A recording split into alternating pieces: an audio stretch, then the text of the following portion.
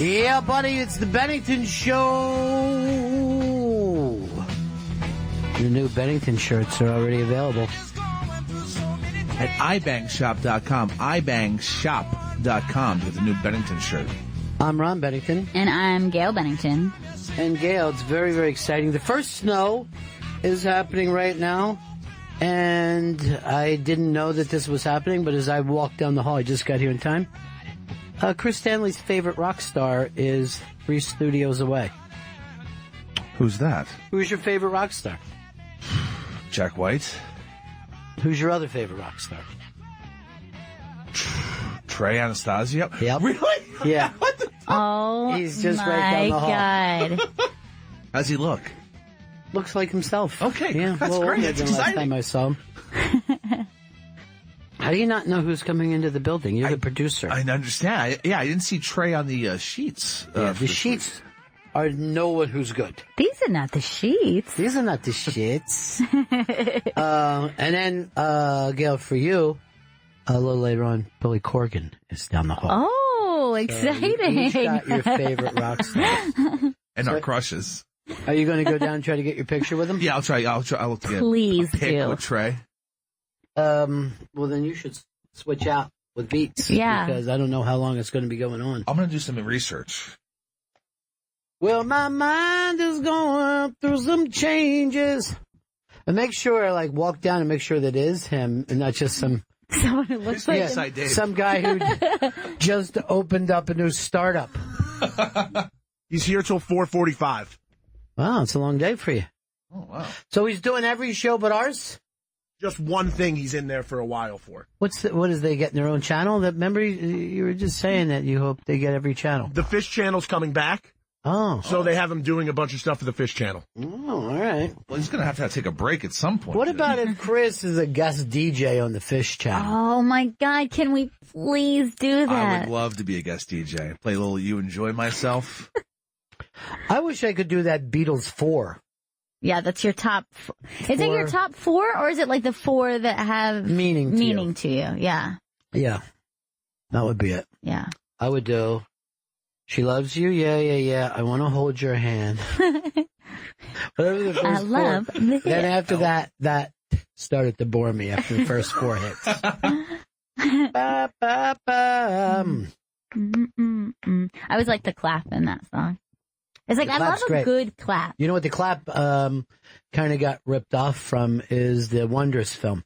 Oh, when yeah. they do that clap thing, it's the Beatle clap, I think. Well, you know what? My blood sugar's low. I might do your peanut butter cracker challenge. He's decided that when I get angry, peanut butter crackers is the way to my heart. I like the sound of that. Can I be part of this challenge? Yes, you may. You guys can have as many as you want. Just one package, please. I have more than one. I'm an animal, Chris. So I I'm said just to a him, little hungry. let me buy some of those. And he goes like this, I expense them. He expenses all his own fucking treats. These treats are for all of us. Yeah, they're not going to last long because you get hungry in there and you start picking. Yeah, he does. Yeah. And by hungry, picking, you mean just finishing anything that's in there. He's like a goldfish where he could overeat and kill himself. As long as it's in front of me, I'm going to eat it. Oh. Did you finish all of Maureen's baked goods too? Yes. What? Yeah, I house those. Vito ate some too. Oh my God! I didn't get a single one. I know, me either. I wasn't you guys here. take them home? I took some home and then we left some here and then ate them yesterday. That's not how that works. It's probably unhealthy for us. Thank you. Some delicious crackers. Does he not know me? Beverages. There's a beverage for me. I have to have the same beverage. The cracker is very drying. Really? Because I had it the other day and it was nice and crisp. I mean, I was told these were fresh. Well, you did a good job with it. Fresh off the presses. John in Jersey. Jersey John. What's up, buddy? Hey, buddy. So I'm a real Fish fan. I wanted to ask Chris whether maybe he could take one of those nice new Bennington shirts and get it signed by Trey for me. That's a great idea, but I don't think we have them here. No. But that would be a really cool thing to do. Oh, you know what started up is the auction. The people that auction every year. The Charity Buzz auction, yes. Yeah. So it's a Why Hunger. It's Charity Buzz for Why Hunger. I think CharityBuzz.com. And we still can't work out when we're going to do the other person. Well, they were on vacation. I'm in contact with them. No, I know that you are, but I'm saying because we wanted to do them for Roger Daltrey Day. Oh. You just have them sit in with Roger Daltrey. I mean, that's pretty cool. Holy shit. Yeah. But where were they vacationing? They had some meetings at their important job. Why does he talk so crazy? It's like the guy is a child. He had some meetings at his important job. Everyone has an important job, Chris. And then he was on vacation. Dude, this was my favorite thing when somebody sounded like a little kid. So when me and Norton did that thing with Ricky Gervais, right? The whole point was it's a tight 10. Because Ricky is basically debuting his hour, in rough, still putting it together, but new. So like normally a comic is nervous about going up and doing 3 new minutes. He was going to do 50 new minutes with us breaking up the 10, right? So they're like tight 10. Make sure it's a tight 10. You're going to get it. And Ian was doing the sound for your new best friend. And then he'd have a little, just give you like a little light. It was like a pen light that he would shoot at you from the side, which is, instead of being in the back of the room, this flare would hit your face, right? So, Ricky never said it, but his people said tight 10 enough. So, Norton is out, and he's doing his, I'm going to kill myself into, trans material, going down on the trans person material. And he's very into it, right? And I mean, both bits are very, very edgy. You're like, both of them are, I mean, if you were a sensitive person who didn't know Jimmy was a sensitive person, you might be like, what is with the, so they're very, very edgy. And then, in the middle of it, Jimmy just looks over off the side and goes like this. Did you light me, mister? Oh, that's the cutest thing. Mister. It was it was so adorable. Did you light me, mister?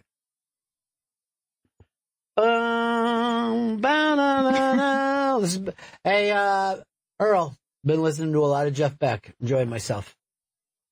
That is time well spent. Thank you. He's amazing. I can't bring it up to these 2 millennials. They won't know what I'm talking about. Who's that? I like Pitbull. He is good. Yeah. He's older than me, though. He's Mr. Miami. Mister. Both of you millennials, you went to SUNY Purchase. We did. Did you ever get into this famous bathroom with the false door? No, I never was aware of this. No, I'm not even sure. Maybe it didn't exist while we went.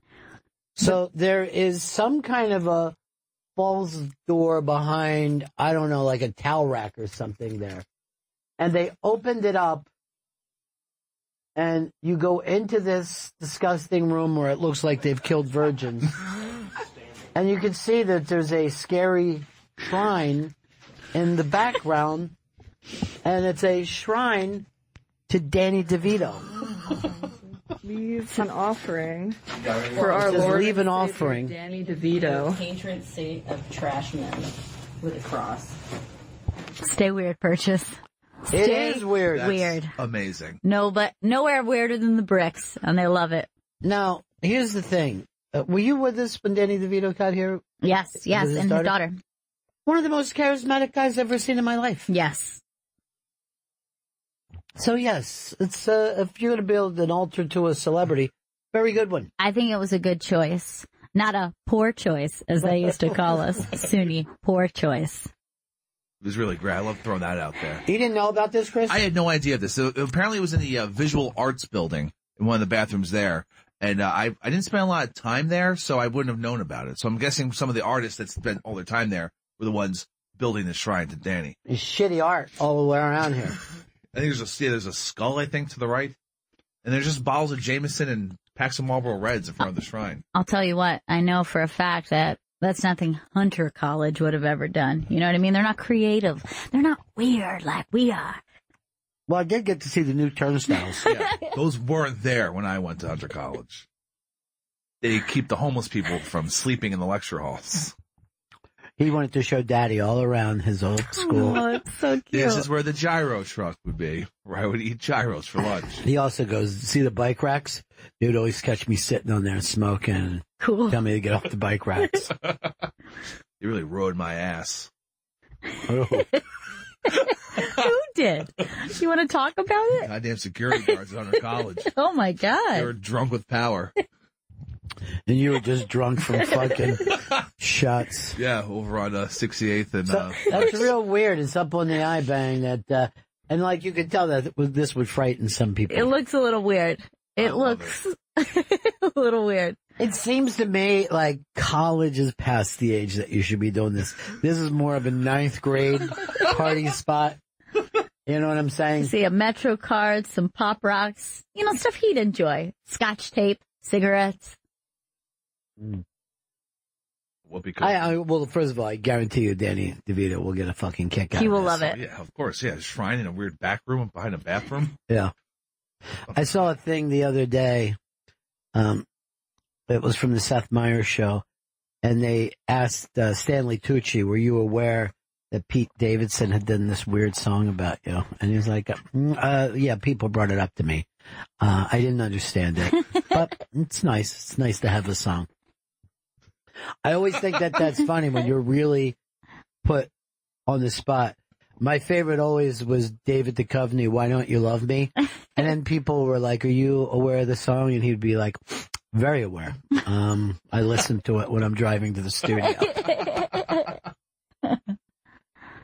You're right. It is like great. You know what my favorite one is the Jessica Simpson. Jessica Simpson. Where has your love gone? I love that. Now, do you think she's ever even heard that song? Because that's like way outside that was her bubble. I don't think that she would have been aware of it. And it's a very bizarre song. It's like nonsensical. Yeah. It's not. That's when you're like, are they making fun of me, Riz? Right. Yeah, all that shit where you just suddenly put on the spot. Like, people are going to ask Danny DeVito sooner or later, what do you think of this? What do you make of this? What's up with the shrine? Are you going to go to it? I think that Always Sunny just finished like its 13th season or something. I have not seen enough of that show. I don't even know what channel it's on. FXX? That's a guess. It's a hard place to find. That's why, like, if you don't talk to fucking Siri and ask her to please tape everything for you, and tape isn't even the word anymore, I guess it's just record. Yeah. You're not going to see most things because you can't find them. I don't know where anything is. And like across platforms, it's like I can't, even if I started like binge watching something, I'm like, now I got to check. I can't remember. Is this Netflix? Is this fucking Prime? Is this Hulu? It's probably Hulu. I started on this weird Julia Roberts thing. I think it's on Netflix. Maybe it's on Prime. That's Netflix. Have you seen it? I haven't seen it, so I just saw an ad for it, actually. It's Amazon Prime. Oh, Thank you. That's totally off. Thank you. Thank you for correcting this fucker, Earl. I was too afraid to. I'm so afraid. You know what? Earl's the only one who's not afraid to fucking come in there and go, "That what you're talking about is Beck Spolero." And it's fucking fantastic. Pick up the Blow by Blow fucking album. So how's the show? You know, it's a slow burn, and I mean, you can't help being distracted because Julia Roberts is in it. You know what I mean? Like, she might be past the point where you can believe her as anything but Julia Roberts. Right. Yeah. She still has young hair, which is distracting too. Like, she's definitely aged, but her hair stayed the same age. Very lustrous. Yeah, I guess that's the word. I don't know other things. It's probably a weave. I don't think she wears a weave. What do you think? Extensions, maybe? Both. I believe that Kurt in Rhode Island is about to tell us a lie. Kurt, how are you, buddy? All right. How about yourself? Good. I actually went to school with Charlie Day from that, and his mom was my music teacher from 4th through 8th grade. There's no way in the world. Yep. What was Charlie Very Day gay. like as a young person? Cool? He's weird. He still had that same gravelly voice at, 13. I always knew His that kid picture too, on though. Facebook, as of late, is Hitler. But I didn't he's a get that bit again. Say that again? His profile pic on Facebook, last I checked, was a Hitler picture. Oh, he likes to joke around. And Hitler, No, he's not a white supremacist. It's just very crazy. There's not a day goes by that I don't hear the name Hitler. It comes up every day of my life weird. somewhere. I think it's true. And you don't hear the name Jesus every day, but you will hear the name Hitler. Now, here's the You interesting do hear thing. Jesus every day, though. No one ever says Stalin. No one ever says Mussolini. Yeah. Hot Paul. And yet Hitler's name. Not even any of the other Nazis. No Goebbels. No. I mean, to Desert me. Fox. Yeah. But, I mean, people mention Jagger, they're not going to mention Bill Wyman. And those guys, I think, are the Bill Wyman of Nazis.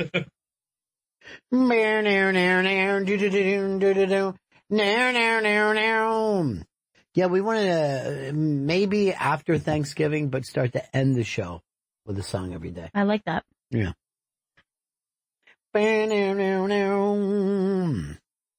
Going to school with somebody who becomes super famous is always fun.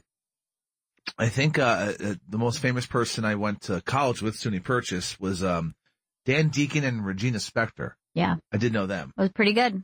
That's cheating, though, because it's an art school. Is it? Yeah. That counts? Yeah. Also, my high school doesn't count either because it was also an art school. Where did you go to high school? So, let's see. There was Jesse Eisenberg. Big major star. Victor Rasuk, who is also an actor. Great actor. I mean, there's a lot of alumni, too, like people who were there before, like Britney Spears went there for a while, Alicia Keys. The kid who was the famous Jet Jackson, who tragically committed suicide, actually. No, I didn't know that. Yeah, it was real. I was so heartbreaking. Why? But he was, I don't know. I mean, he was a kid's child star, but he was like one of the biggest working ones at that time. Right. Because he had like a TV show. So he had like checks coming in nonstop. That's nice. And like the funny thing was like everyone was just like, oh, the famous Jet Jackson. That's obviously not his name, but it was just like famous Jet Jackson goes here. No like one a ever Disney called star. him by his real Yeah. name. Eisenberg, when I went to Gail School to see him, he wasn't famous yet. I don't know whether he'd done any acting, but they were doing scenes, and he was fully formed. He was the same guy 100%. that became a movie star. He was already that dude and that talented. And I mean, it was like obvious that he was going to have a career. Now, here's the funny thing. He wasn't a star. His little sister was, though, because she was the Pepsi girl from the Ray Charles commercial. Remember the curly-haired Pepsi girl? Yeah, that's his little sister. Also, Melanie Diaz, who is currently starring in the new Charmed. But she's done tons of movies. She's done even some... Yeah. Are you kidding me? I had no idea. It's a fucking reboot. It's great. real big, man. It's real big. Aaron in California. Yeah, how we doing? Cool. All right. Who'd you go to school with? I went to school with Jodi Arias. Not really rock related. Stabbed her husband like 75 times and went to fucking prison? Yeah. What was she like as a kid? Let me get a good look at her here. I don't follow all the murder things, so I don't always know. She was a big one from a couple years ago because she was kind of attractive. She's attractive, but also has a odd look about her. One without empathy, I would say. Yeah. Yeah. She was a little crazy. Was that a hung jury? A little crazy, he said. He was a little crazy. Was that a hung jury situation? Like, did she not go away? No, I think she did. Oh, she did? She did go away, yeah. I don't know who I'm thinking of. I give her credit for this. She didn't kill a kid. You know what I mean? Yeah. Like, he killed an adult. She's not like Top Mom. Right. And Top Mom said the other day, she's still thinking about having more kids. I wish you wouldn't. I think she could learn from her mistakes. She wants a family. Yeah. I think the president and those black guys are right about whatever that crime thing they did yesterday. And Earl, that's good news for you. You might be able to vote again. Wait, what? Earl, did you go to school with anybody famous? No one famous. We had famous alumni from Newtown High School. Of course you do. Every school is famous. You know, Rickles is probably our biggest alumni. No, you and him went to school together. Rickles? You know what he used to call her, Earl? Hockey putt. Oh, I went to school with Mott the Hoople. So, what? Yeah. Anthony Weiner went to Brooklyn Tech. No else? Also the navigator of the Enola Gay. Yeah, but you weren't in school with them. No, I wasn't. No. I can't take I think to be cool, you had to sit next to this person. Like me with Jesse Eisenberg. And somehow be so stupid that you didn't get drug along with the person to fame. Joe, North Carolina. Hey, Bill Hader from Tulsa, Oklahoma. Oh, that's a damn good one. That's a cool one. Were you friends with him? No, he was, and he's a kind of a self-proclaimed high school fuck-up. It was a very selective, parochial Catholic school, and it totally was not a good fit for him. You know who you should have went to school with is Alexander Graham Bell. I'm going to call you from underwater. Is that okay? The guy who dropped the bomb, huh? Yeah. Or the navigator of the guy who dropped Oh, that's nothing. Yeah, I know. Well, what does that mean? Like, so he didn't push the button. He was a GPS guy. He was not even the captain who flew over. Well, that's just weird to bring it up, then. I know. I'd try to keep it down if I fucking dropped an H-bomb. Yeah. Brooklyn Zone. Do, do, do, do. Two of my buddies claim they went to school with Michael Che. I have to ask him the next time I see him because I think they're lying. I think it's a truthful thing. Yeah. I feel like they would have brought it up to me sooner. Way down the line after Che broke, they didn't fucking mention it to me. Let me guess. When Che went to school, he was really fucking cool and laid back. That's what I assume. They try to play it down, actually, that he wasn't that funny or cool. Yeah, but a lot of funny people don't go around and try to be funny to everybody. You know what I mean? There's a lot of funny people who just say shit to their friends. The guy who, paints his ass red and tries to get everybody to look at him, that's the class clown. The class comedian might only be just, funny like, hey, look at Chris Stanley. He looks like somebody fucked the couch. Ouch. I met some girls who went to school with Nicki Minaj, and all they wanted to do was just like completely tear her down. Of course. Like they were just like, the whole thing is an act. She's an art school student. Her butt is fake. She never had that butt. We had one of the bosses here who went to school with a famous, sensitive, overweight person. Very, very famous. And when they were here, this guy started laughing and said, oh, the fucking shit we did to him. And he called his buddies and they were still laughing. And this was a fucking That's horrible. older guy, yeah. And me and Michelle with 1 L were like, ew. That's really gross. Yeah. Who's like still, even if you were a kid who was a bully, because that's okay, those kids obviously exist. How are you still an adult and that person? Also, he was a Midwest bully, so it really comes across more Nazi-ish. You know what I mean? Yeah. Except, especially since this person is gay. You know what I mean? You can just see that,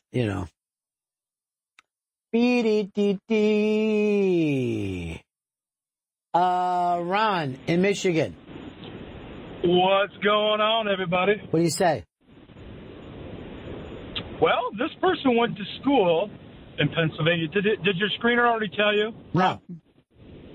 Okay. Let's guess. They went to a school outside of Pennsylvania. Dun, dun, dun, dun, dun, dun, dun, dun. You might Ben know Franklin? Getting close. I don't got all day, dude. What do you got? Toward Delaware. Newark, Delaware? Chichester High School. Oh, yeah. Oh, so you're saying went to school with me? Oh, and then he hung up. I guess he's joking. I guess that was Yeah. a funny joke. No, I'm not going to be embarrassed by anybody I went to school with. A bunch of them showed up at the last show I did down there. A fucking blast. Just telling old awful stories, terrible stories. Walker, Louisiana. Hey, yeah, actually, Pepper Hicks is right. The navigator is the one that gets the bomb to target. Oh, I didn't think that was the guy who dropped the bomb. I just thought he was just All right. pointing the plane in the right direction. No, He's GPS he guy. actually he gets it to the target and drops the bomb. Oh, he dropped it? He hit the button? He hits the button, yeah. I didn't know that. All right, so he did drop the Oh, bomb. what a Wow. sick bastard. Well, There you won the go. war. Good I'll point. tell you this, my First time father I've would agreed salute him. For Hicks. All right, you got one, oh, no, he's gone.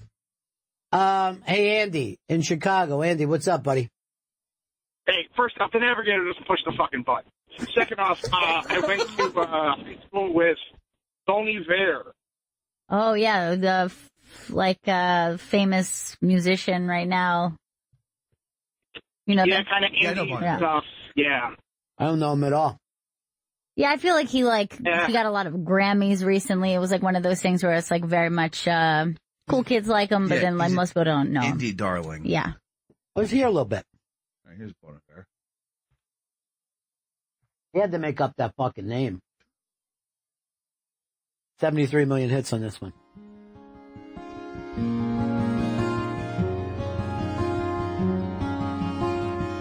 Pick it up, Bone.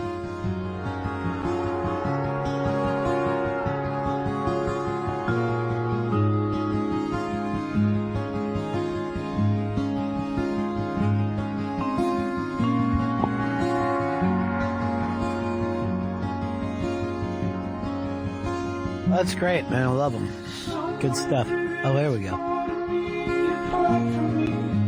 Sensitive. Mm-hmm. Very.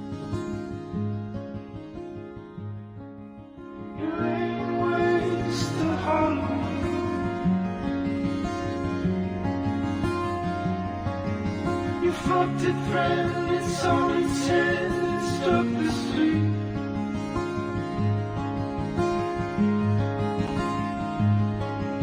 You're in the walking off your feet.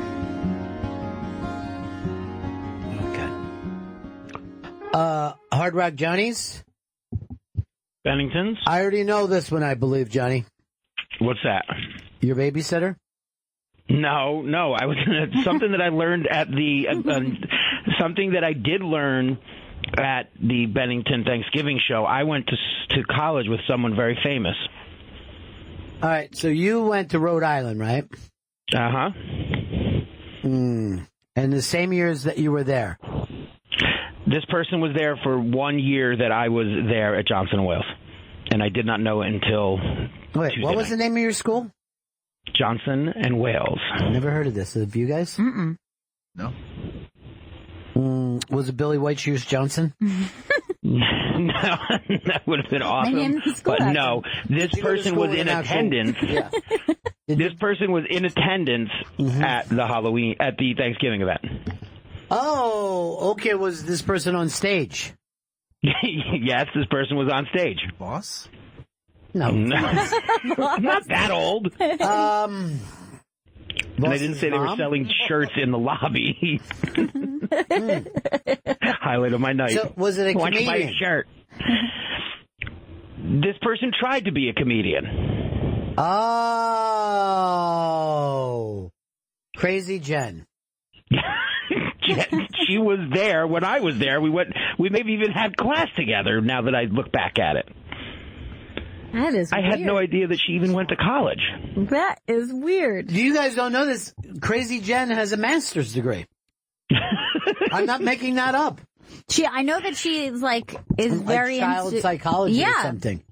Yeah. But she was apparently she was in the culinary portion of Johnson & Wales when I was there, and she left after 6 months because she said she kept crying. Yeah. Aww. She kept crying because Johnny and his fucking mean friends were. She's as sensitive as Bon Iver. Yeah. So yes, that's my brush with fame apparently. not my babysitter. Johnny, after Thanksgiving sometime, but before Christmas, I'm going to get together with you. Okay. Because we got to squash this thing. I don't think that there's a thing, but that's fine. We could squash whatever you'd like. There was a thing. And I found out later that Johnny said I had done something to cut his shirt tail short, as they say. Let's squash it. Yeah. We're going to squash it, Johnny. I love you too much. I'll squash whatever you'd like. See, did you hear it in his voice? You know what I mean? You could hear it in his voice. What? No, I don't think there was a thing. That makes me sad. I heard that you said that. Said what? That makes you sad. We're going to squash it, Johnny, I promise you. All right. Try to find something that Johnny would like, some kind of a thing that I could go over there with. Okay. You just have to come here with your friendship. That's all I need. I'm going to come over as a basket of citrus. Would that be the type of thing? It's rare this time of year. Bothers my stomach a little bit. Tangelos. Not a big grapefruit guy. More orange. Wait, you don't like grapefruit? No, too sour, bitter. Oh, you've never had a pink grapefruit then, my friend. And also, here's a little key for you when you're worried about a sour grapefruit. Okay. Sprinkle some sugar on the top of it. That sounds great. Yeah. I got to get one of those little grapefruit knives, though, with the little triangular knife. Yeah. Oh, yeah. Get a grapefruit spoon. Yeah. Grapefruit spoon. Won't you come? We're gonna squash this. I'm gonna put together a Johnny Day where we go out. I guess we could roller boogie or, I don't know, laser tag. Oh my God. Just a fucking, like, Earl always told me, I go, what time's, Johnny at work? And Earl's like, he only does about 45 minutes a day. Oh my God, Earl. That's because he's a big boss. The big shot. Yeah. Earl's always saying, the big shot came in today for a couple hours and yelled at everybody. I'm going to squash I'm not this, a big Johnny. shot. I would love to have this squashed. Whatever it is, let's squash You know exactly what it is. I don't. Yes, you do. You'll remember once you start tasting that grapefruit. Which? Bitter. It's fucking good. He's going to bring the sugar with him, Johnny. Believe me, you're going to be set up. You're Yeah, going it's to gonna be enjoy good. this. You're going to eat this grapefruit while you roller boogie. You know what? Get me packets, too, because I don't want to carry around a whole bowl of sugar. Just get me a little... Have a couple sweet and lows, too, because I don't know what everybody likes. Johnny, this thing's going to be old. It's going to be like back to old days. Oh, man, I like that. All right. Talk to you later, pal. Later. You could hear it in his voice, right? Could you hear it? Am I making that up? Yeah, I mean, like, he seems a little different. But I also don't feel like if it was something so big, like, he wouldn't have called. You know what I mean? No. He's got too much pride. Mm. He's got too much pride. And I understand that kind of pride. I hate Chris. I don't go around telling him. He has fucking guts. He has no idea. Now I think I do know because I'm in the room as you said that. He just blew vape in my face. I apologize. So are you full-time vape? No. I smoke the occasional cigarette still. Okay, so then the vape made things worse, is what you're saying. What are you going to do when you get back to Pitt Town? Where you claim everybody smokes. I'll probably end up smoking some cigarettes. He claims it's the most smoking cigarette of any city he's ever been to. I was shocked the amount of people smoking down there. It was great. I liked it. I liked Inside? Inside, too. Some people were smoking inside in places you could smoke inside. A lot of people taking smoke breaks, too. Like, the crowds outside a bar were much larger smoking than in New York City. You're saying smoke capital of the world. I'm saying because it is the smoke capital of the world. It has to be. Big Tobacco must love it. You know, in the early Bloomberg days, when it first happened, there used to be giant crowds in front. Yep. But this thing has really helped people to quit smoking. It really has. It has. I remember the first, month, maybe 2 months, that bars like, fuck it, we still have ashtrays on the table. You're still smoking there. And then they start getting killed with fines. Yeah. They find the fuck out of it, and people are like, yeah, I'm out. What is it? Yeah, it was so bad that they were throwing the butts down the sewer and were blocking the sewers. That's urban myth. They're giant. And the mole people were smoking them? Earl, with you, it's very urban myth, if you know what I'm saying. Now, Earl, you're a historian of New York City. Bloomberg, 12-year mayor here. I don't know whether you guys noticed, but he started to put out some things that look like he's running for president. And he did it right before the last election. He's a Democrat now. He's been Republican. He's been Republican, Independent, now Democrat. Do you think, first of all, I'll say this. Do you think he'd make a good president, A? And B, do you think he's electable? No to both. All right. New York was very, it's very insular, and, and after Giuliani, who consolidated all of the power to the mayor's office, it made a guy like him, it was a lights out position, and it almost like mirrored what he did in business. Yeah. Presidency is a whole lot different because you have to make deals. You have to. Right. But who do you think? I mean, we just have elected a business president. I don't think anyone would ever say that Trump was a better businessman than Bloomberg. Literally, if you're in business, you own some kind of Bloomberg fucking thing. I never even understand. Like, he's got $65 billion, and the Bloomberg network is watched by almost no one and listened to by almost no one. But all those people have all the money. You know what I mean? Like, he's the money guy of all money guys, and I don't even understand it. And for 12 years, as a mayor, he was not egotistical. He was not, you know what I mean? Like, it was 12 kind of not a big deal years here. I think I thought the last 4 he got a little like needy and nannyish and very petty. Well, I think if he had left after those 8 years, he would have been amazing. Also, the whole situation with Occupy Wall Street, I'll never forgive him for. It was like pretty gross and disgraceful, the whole thing. Well, that needed an end, though. I mean, it was going nowhere fast. It just became a homeless pit after a while. Yeah, but I mean, you can't do an extended fucking thing. You've got to figure it out. And the thing with Occupy Wall Street, there are no leaders. Yeah, that's what happens when there's no leaders. It's fucking chaos. I even thought the way he handled the smoking bans was, I thought businesses... What about the large soda ban? You didn't mind that? Well, the soda ban, between the soda ban and the sugary drinks and all that nonsense, I thought businesses should have had an option to establish themselves as a smoking establishment. And he just said, no, it's no way of that. He was very petty that way, I thought. I mean, I'm not on his side when it comes to that, but it is, he was consistent. And I think electability, I don't think he would play well in the South, and I don't think he would play well in parts of the Midwest. I would have said the same thing about Trump. I thought a fucking loud New Yorker would have gotten nowhere in the South and the Midwest, and they fucking love him. Yeah. I also thought, because I thought he wouldn't have the Christian vote. I thought, they were like, this is not a moral... The Christians are more like Trump than any of us had ever realized all those years. All right, I'm going to ask you this one. Does a big Republican run against Trump in the primaries? Or would they just get steamrolled? It'd be pretty exciting to see it. I don't think it'll happen, though. Yeah. But here's the thing. If I was a Republican, I would be putting something together in case this Mueller thing is big. Then they're really going to need somebody to come in, and they could say, look, I'll keep doing the stuff Trump was doing, but I'm a real clean teen. And I'd run myself as the clean teen ticket. All right, let's just do this right now. We're going to fucking Nostradamus this. Is Trump going to run again in 2 years? Yes, he runs again in 2 years.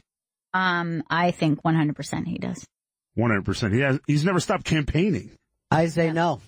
I say shit comes up, and if they start to fuck with his kids and all that, I think he's done anything, or I think that the thing that he set out to do, he actually did more than, and I think that he could drop out now while he's still young, and still have that fan base and be able to fucking play to them every day without having to wake up in that house. Because, that thing that just happened the other day with his wife, and they're threatening his kids. It's fucking not a great job. No, it's, I don't know why anyone would want it, but. Yeah. And his tweets are going to, everyone will pay attention just as much to him when he's outside. Right. So you think he does a Nixon and just says, and quits and walks away? More or less. I don't think he's going to leave in I think he'll leave more like Stone Cold. Like, he'll just be like, I did everything I Yeah. was meant to do. I've And- left the country a better place. Yes. He'll be patting himself on the back no matter how he goes out, I assure you. How many fans do you think he has? Like really hardcore fans. I'm going to say 30 million hardcore fans. All right, let's suppose, and you're probably lowballing, and he opens up some kind of platform where it's $10 a month to hear him talk. It's $1 billion a year. This is fucking expenses next to nothing. It's just him and a fucking GoPro camera. At his desk. Cracks the mic every day. Cracks the mic. I'll tell you what I would have done. By the way, because he's selling the Bennington shirts now, and they are available. At ibangshop.com. ibangshop.com. And if you order today, we'll try to get Trump to. I'm not saying we will, but we will try our best. Make every effort. Holy shit. Look how much it's laying. The snow is Damn. laying in New Jersey. Holy shit. I just thought it was going to be like a flurry today. Yeah. Why can't this be on top of the wildfires? Scott in California. Hey, what's going on? Speaking of wildfires, it's fun out here. Oh, crazy. Welcome back, Gail. Congrats. Thanks. Hey, I got a list for you, man, if you got a couple of minutes, and I know it's going to sound unbelievable, but you can fact check me on all this. I will. I will start with the hottest, cutest, and sexiest, Axl Rose's ex. Now her name's going to escape me. Stephanie Seymour went to my high school for a year, along with Judd Bushler, Mr. Champion basketball. Does everybody know Stephanie Seymour? Yes. She was phenomenally beautiful. And then in the last few years, she got famous again, or infamous, because her son was hugging her in all the wrong places at the beach. Remember when that happened? Oh, yeah. Her son, I think it was both sons. Oh, yes, I remember now. All right, so who else? Okay, musically, Adam Lambert went to school with the original members of Blink-182 and Scott Russo from Unwritten Law. First of all, you got to be like the biggest loser of your graduating class. Now, they all weren't in school with you at the same time. All of the at the same time? No. Judd and Stephanie left. I went to school with them in high school for 1 year. Judd actually was the referee when I was a kid coming up playing basketball, and then as a freshman I came in and wasn't on the varsity team, but yes, knew him through basketball. Wow. And same with Stephanie. She stepped out after my first year. Now all of the music talent right there, I went to school with all of them. Yes, I'm 47. You can number check on all of them. We're going to. We're going to check this whole thing out. That's all We have good. fact checkers back there working. Good. Well, Did you say fact checkers? Yes, I did. I hope you got better than Chris and Vito. Well, you're the best. You're the winner from today. Well, hold on, my favorite, but I still got my favorite. Yeah. Because I was close friends with this guy through school and then lost contact, and that's none other than the hilarious Bobby Lee. Well, it shouldn't be hard to find him. He's pretty open to everybody. He sure is. He really I follow is. him on Facebook. He's a 24-hour-a-day funny guy. Like, wherever he's at, he's doing stuff.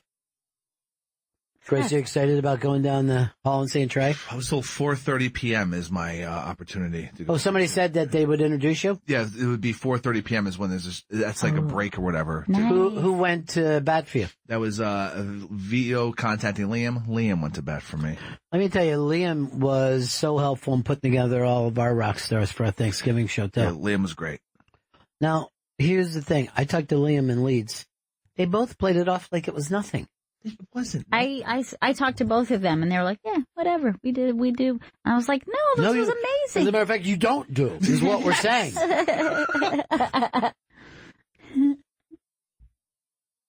And Billy Corgan's here today. That was a huge fucking album. Mm-hmm. I always have them together with 9 Inch Nails because I was listening to both of them at the same time. Same era. I was just Very trying to different get sound. a little away from grunge at that time. Like, I was grunged out. Look, I'm not attacking grunge. Nirvana and Pearl Jam, yeah. Then after that, it starts to get a little noisy. Soundgarden? A little Soundgarden. Yeah. I have That's a them. taste. I have them, you know. This fucking was huge. But then he's also a guy I've never heard a nice thing about. Yeah, I've heard that too. Like a bit of a prickly pear, as far as I'm concerned. I didn't know why you went with Lee Pear. Vito, remember when he started a wrestling league, an independent wrestling league? Did you watch Teamed that? up with like TNA and Global Force Wrestling, and was like trying to compete with WWE. Did he beat him? Was he much bigger than them? Say it again. Was he much bigger than them? Did he go on No, to bury those fuckers? I'm pretty sure he's since left the company. Did they open every broadcast with a song? That would have been good. He never played Smashing Pumpkins hits. They made us watch this music video in film school because of A Trip to the Moon. That's pretty cool. Yeah. It's all a very cool film reference. Yeah. He shaved down when nobody was, too. Uh-huh. And it looks like he even shaved a nice full head of hair. The girl did. Yeah, because it was like very full before this. Oh, were you looking for pictures with him with hair? Yeah. Hold on, I can't see you inside the vape. Yeah, he had a great head of hair. Are you nervous today, Chris? That's why all the vaping? I'm nervous to meet Trey. I mean, I've never met Trey before. I've seen him a couple of times, like up here, but never actually got to meet him. I was in a nice long conversation about you today. Were you? Mm-hmm. Good or bad? My side was good. Okay, well that's one. About that thing yesterday? Yeah. I went in and went to work on that. Oh yeah? And he said he had talked to you about it today. Yeah, we talked today, yeah. But he said you didn't tell him anything bad. He didn't talk about people going around and all that. Oh, I did talk about something about him not having information he should have had, which he didn't have. He said, we're all going to get it together now. Yeah. But I'm like, this is what I said. I go, Chris is really good at what he does. And then I had here a laundry list of things about Chris. And I go, yes, all those things are true. And yet he's still good despite that. It was a list of bad things. Yeah, it was a list of bad things. Okay, well, that's well, people don't know. You don't open up to people, Chris. You have to be, look at it. He can't even make eye contact now. When Chris doesn't know you, you get nothing from him. When you know him, you see that he's a fucking adorable one. I know. You are a tough nut to crack. Here's what I said, and it's so odd that we have these guests today. I said, with Chris Stanley, I said, despite all his rage, he's still just a rat in a cage. He did say that about you. That's a compliment? To the bosses down the hall.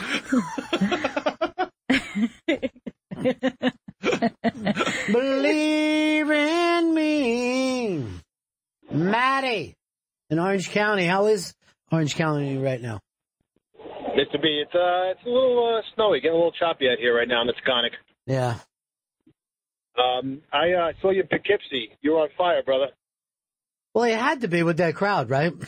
Yeah, I also wanted to apologize to the guys that were sitting behind me. We were, my wife and I and two friends were sitting front and center, and the rowdy crowd behind us was, you did very well controlling You were the their crowd. friends too, though. Well, before the show started, we did a little arm wrestling and some exchanged some top jokes. So that was your wife sitting right there? She's gorgeous.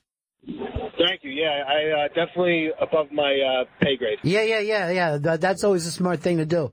That'll keep you, that'll keep you paying attention in life. You know what I mean? You don't want to feel too fucking easy, You want to come up and go like this. Is some fucker in this house? You know what I mean? You pull off with your lights out, just fucking pulling up on it. But yeah, I think it's really funny that you're acting like you weren't part of the rowdy crowd. Because it really was. It was like playing a jail. You know what I mean? And then I just thought to myself, you got to be cash. You can't be like, hey, everybody, quiet down. You just got to say, okay, the fucking fire's burning, let's throw some fucking gas on it. See what happens. Yeah. So you scolded me when I shouted out for the second time, welcome home, and that was it. I shut my mouth. You gotta tame the bear, though. Yeah. You do. I like the fact that you think of yourself as one of the calm people. After my second heckle, I eased out of it.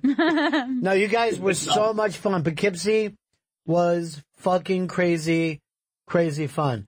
But Yeah. Don't judge Poughkeepsie on the rest of Orange County, though, please. I don't live in Poughkeepsie, so I'm not hailing from there. yeah, I judge everybody, no matter where I go. But that was a real good time.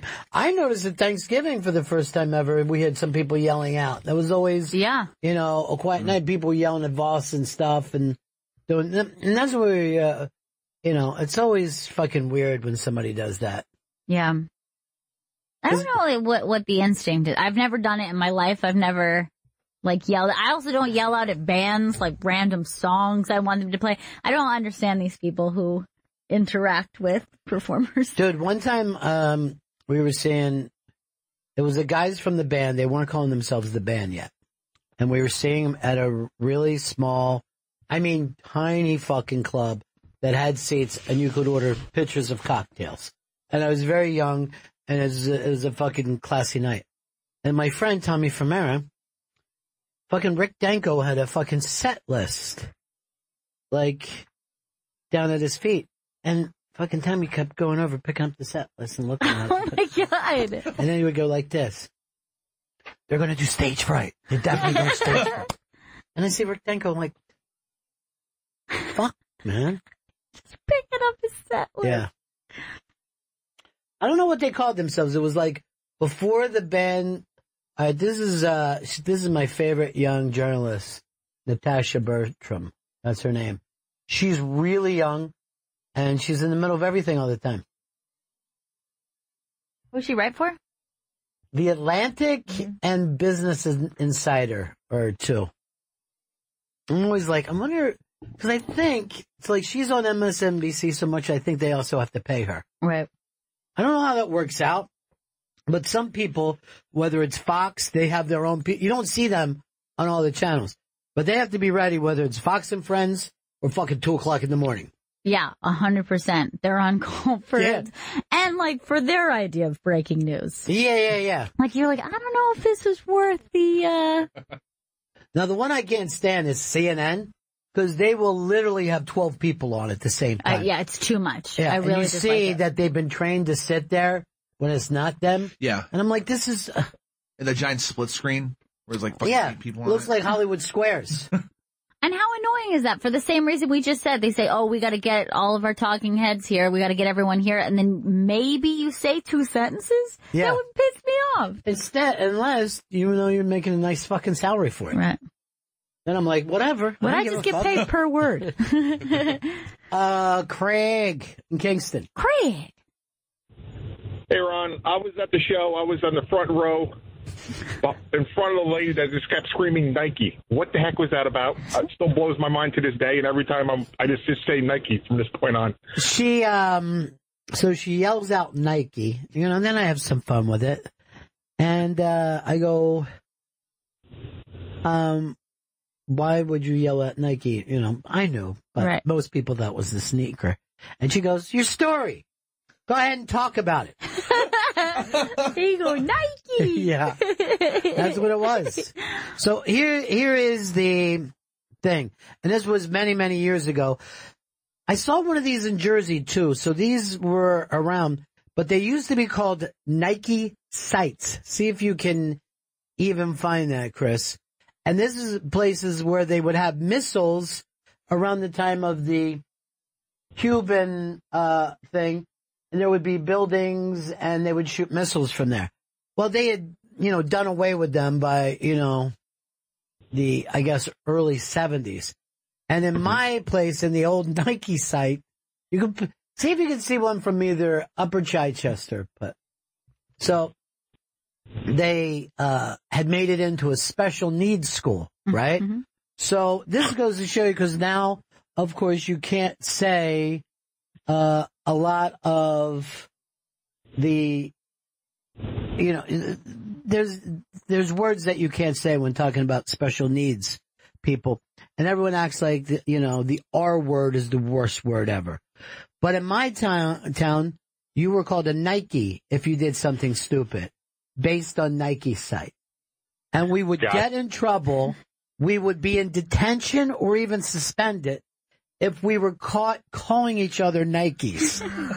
So then I had this friend Berkey, and much like the people of Poughkeepsie who yell stuff out, and when we would have everybody together in assembly and the principal would be talking, he would yell, "I go Nike!" And then we would all laugh at the wittiness of this. And then the principal would be like, "Who said this? Who said it?" And we would just be dying. And then he would go back to talk, he'd settle everybody down, go back to talking 10 minutes later. "I go Nike!" And that was the whole thing. And it was basically him saying, "I go crazy," or right, whatever. Exactly. Which, by the way, because of this story in my house, me and my husband now use it, and not even in a funny way. Right. Like, did you see that guy going fucking Nike over there? Because we love that story so much. So, she just wanted me to tell the story, but I wasn't doing a storytelling show. I'm not much, I don't have that Tom Segura gene where I can just tell you something about my life and it becomes incredibly uncomfortable. I would love to have that. I just love that she yells just Nike and then she goes, "Talk about it. Go ahead, tell the people." She was adorable. Some hecklers can be very, very adorable. Did you find it, Chris? This is that Nike site. Yeah, well, they put a building on there. But first of all, isn't that weird that you would just find out that there were missile silos? Yeah, weird. And then you're like, well, wait, if they're going to bomb, would they bomb here? Is that what they're... And then the fact that there was an elementary school that they put there later that was, not Nike. Your grandfather was part of that. Yeah. They have the thing of him putting the shovel in the ground as they were starting the whole thing. And right as he put the shovel in, somebody yelled, "I go Nike!" And then, "Berkey, stop it! Stop it!" Richard, Maryland. Richard, what's Hey, buddy. happening to us? Hey, I went the founding members of Iron Butterfly. Wow. Who Bum, did bum, Inagata bum, bum, bum, bum. and Niels Lofgren. Nils, that's fucking fabulous. Yeah. Musical school. Nils Lofgren, what school, where was that at? Bethesda, Maryland. Yeah. Nils came to New York and he was 17 or 18, and that's him playing on After the Gold Rush at that age.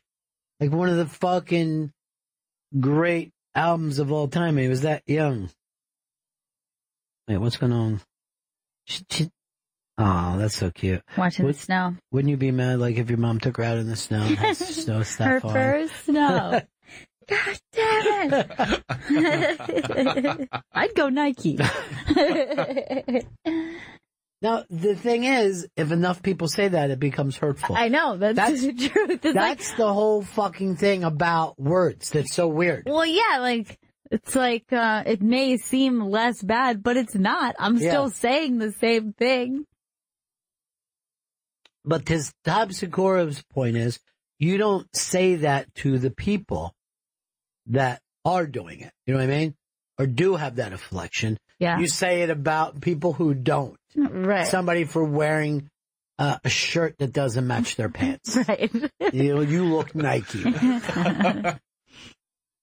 Brand new Bennington shirt available at the ibangshop.com. And also, Chris is putting together a deal that if you order this shirt, we're going to sign the poster from the big Thanksgiving show. And that will be sent with the shirt. What are you doing in here, Vito? I'm just giving you some stuff. Stuff to read? Yes.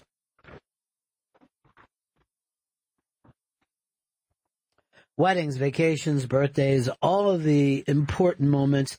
In 2018, they're so easy to record and share with the world. But what about your memories on an old, outdated format like VHS, old photos, or even 8mm film? You need LegacyBox.com, the new way to digitize your home movies and photos by converting them into perfectly preserved digital files. They send you a crush-proof Legacy box for your old tapes, film, and pictures, and then you send them in. In a couple of weeks, you'll get the originals back, along with perfectly preserved digital copies on DVD, thumb drive, or even a convenient digital download, ready to watch, share, and relive. Just collecting everything to put in the Legacy box is special, and when you get it all back and the DVD, watching all those moments again as a family, there won't be a dry eye in the house. And right now, listeners can get a special 40% discount when you go to LegacyBox.com/photo. Get 40% off your order at LegacyBox.com/photo. LegacyBox.com/photo. Faction Talk 103, it's the Bennington Show.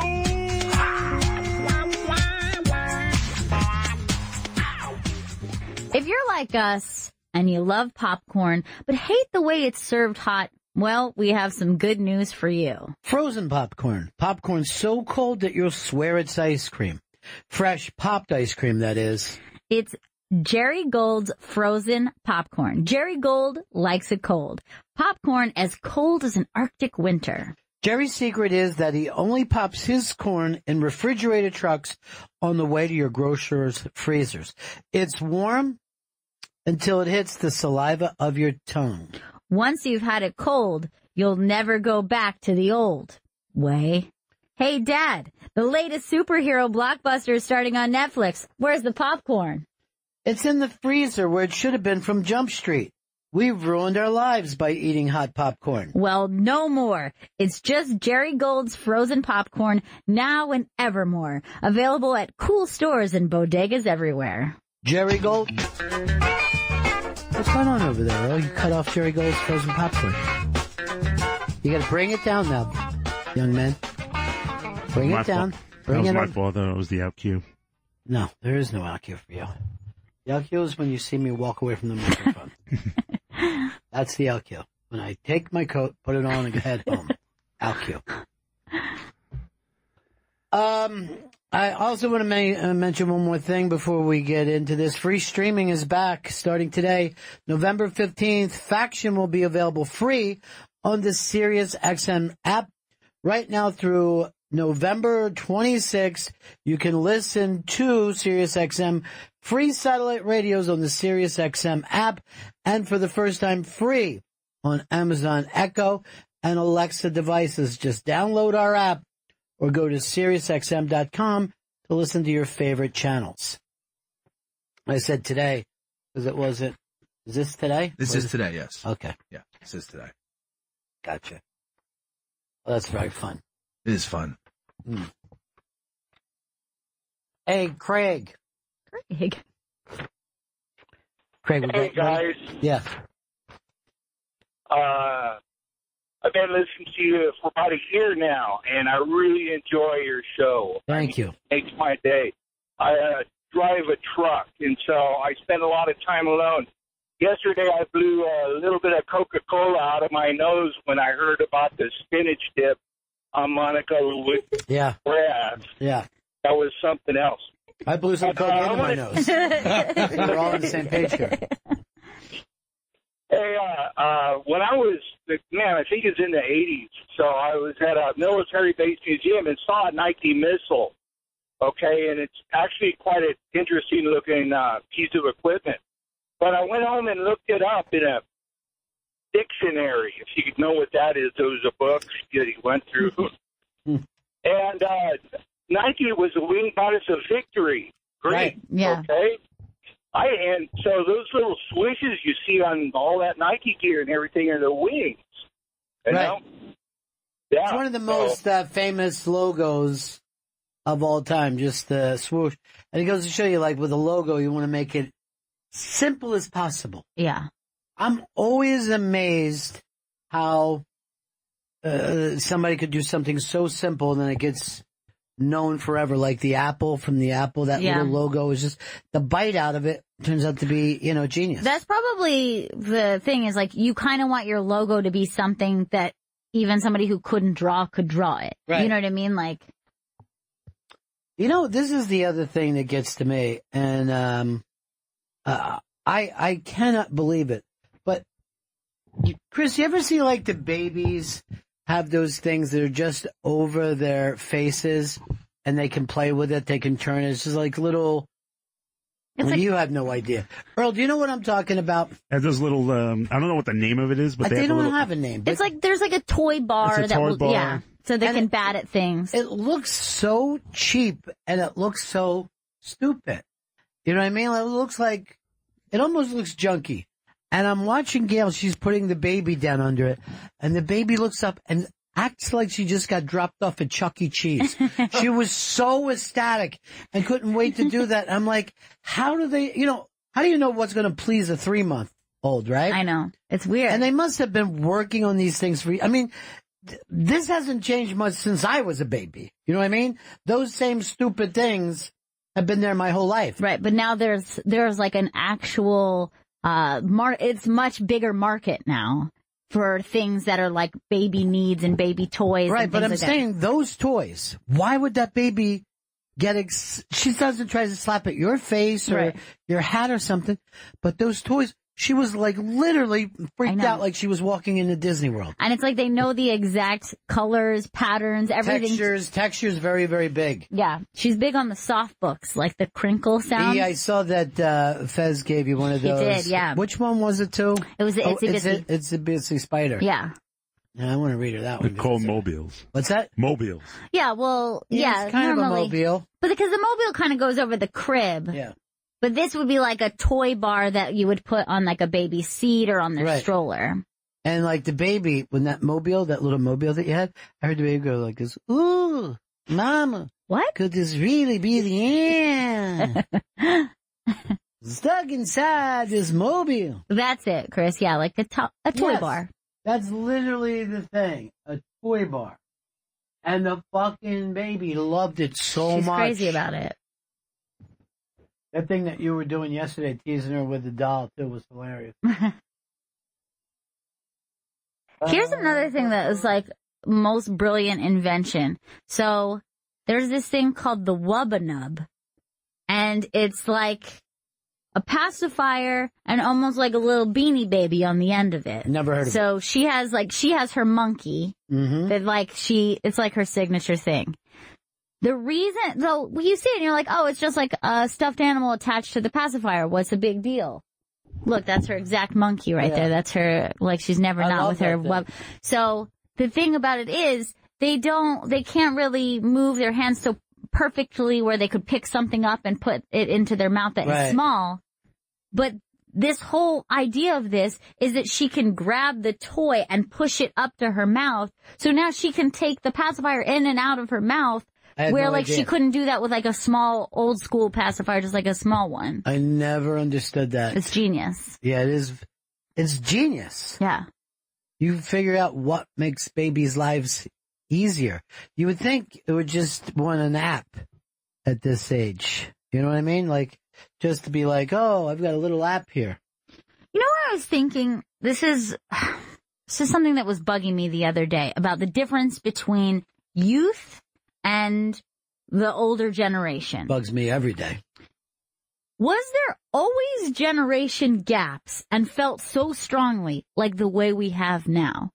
For example, if you're like born in the 1430s, are you like, oh, these kids from the 1460s are totally different, they're a pain in the ass.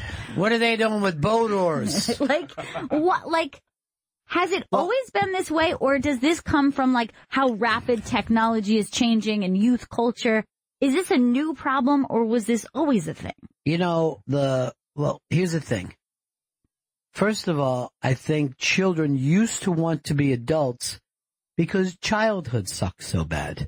You know what I mean? So you're like, when I'm an adult, I'm the one who can make people go into the fields. You know what I mean? Childhood was fucking terrible for a long time. Now, if you watch the Andy Hardy movies from like the 30s and 40s, right? He's a kid and they're acting like he's crazy, but he really acts like a young adult, you know? Right.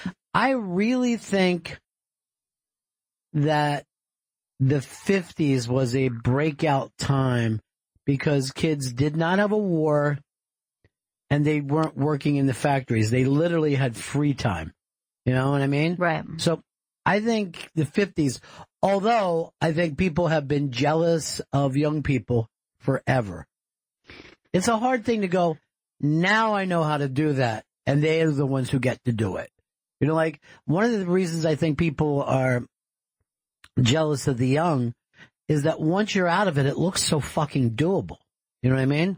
Right, and that you know that you maybe didn't enjoy it or do all the things you should have done or cherished. Or, yeah, didn't push yourself in the correct thing.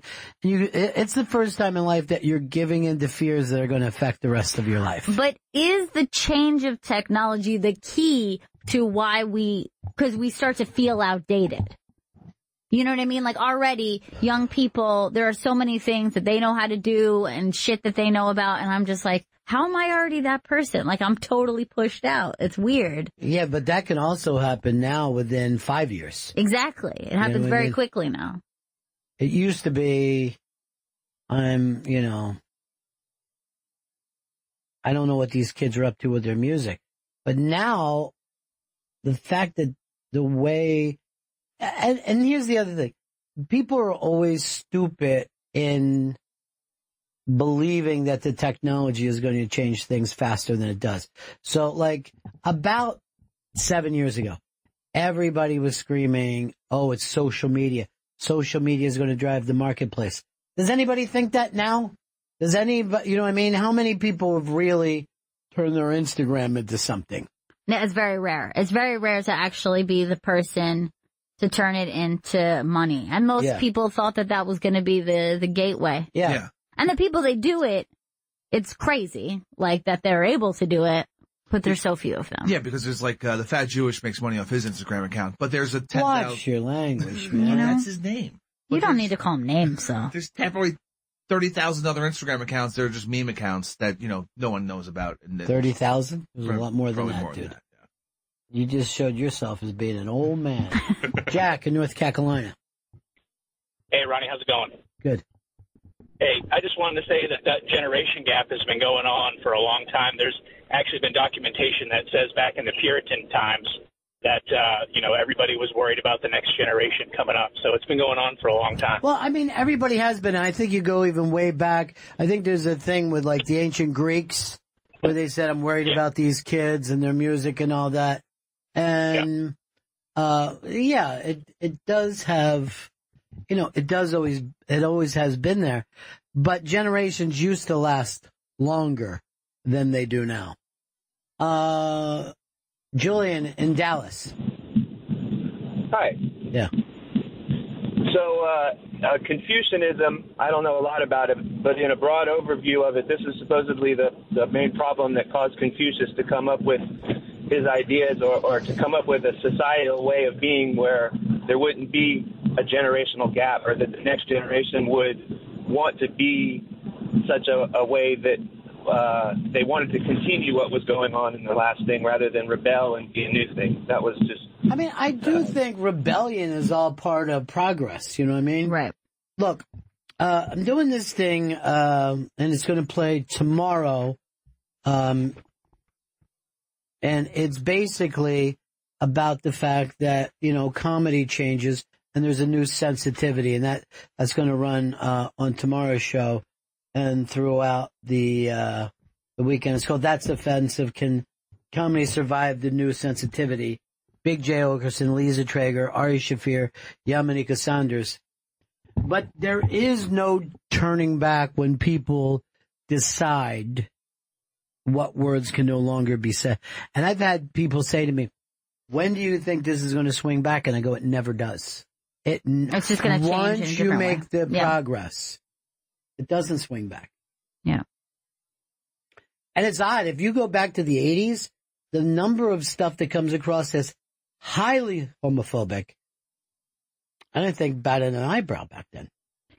Yeah, I mean, clearly. I mean, if you watch just, regular family TV, PG-13 movies, comedy across the board. Watch Friends. The TV show Friends is so homophobic and so anti-trans. Very anti-trans, and it's very weird to watch it now, where at the time it was supposed to be like, oh, his dad is now trans, and it's and if you watch it, he's like disgusted, not just confused, but he's like disgusted that his father has chosen to live life as a woman.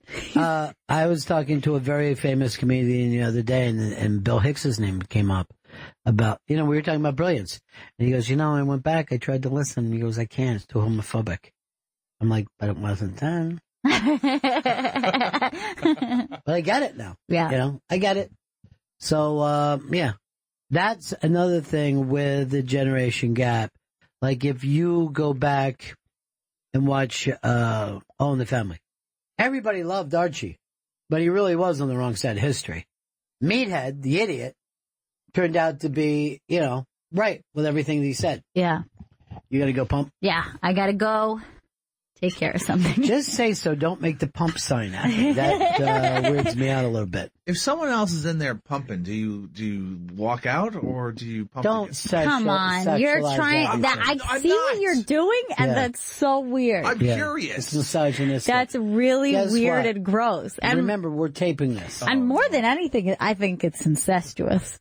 That's what filthy. bothers me about it. I just had a question. Filthy. Why can't I? She's like a sister to you. I know. I understand. I know she is. Well, why can't you ask the question, can we have sex? No, you can't.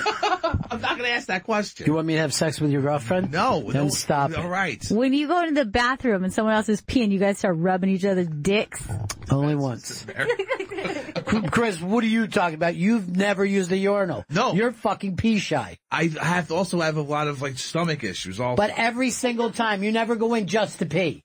Because he's only uses the stall. And I sit down to pee because I don't know if a fart turns into something else. No. He doesn't want anybody to see his dick. Yeah. Show us your dick now if you're not pee shy. You got sexual harassment. Earl, you use a fucking stall. Yeah, I'll use anything that's available. You'll pee in a fucking cup. I don't think I've ever seen Vito at a urinal. But then I'm in that stall all the time, so I don't know who's in and out. Vito, run in here. Yeah, I don't use the urinal because sometimes we talked about this. You're worried about blowback. Blowback is a big issue, and I always like to have a space between me and the urinal next to me, and it's an even number in this bathroom. Yeah, but no matter where you go, if it fills up, you know what I mean? Yeah. I mean, anywhere you go. But let's say this, you're at a fucking ball game. Yeah. There's 200 guys in line. You're going to go wait for a stall instead of a fucking that's piss. Crazy. People who do that are insane. Unless you're waiting to shit. If you're at a baseball game, just go use one of the urinals. Don't wait for one of But that's what I'm saying. You could be doing that all the time. But you're afraid that your coworkers are going to see your pee-pee. I always say this to them, don't flush. I will just make sure you're okay. A lot of people here don't. Boom.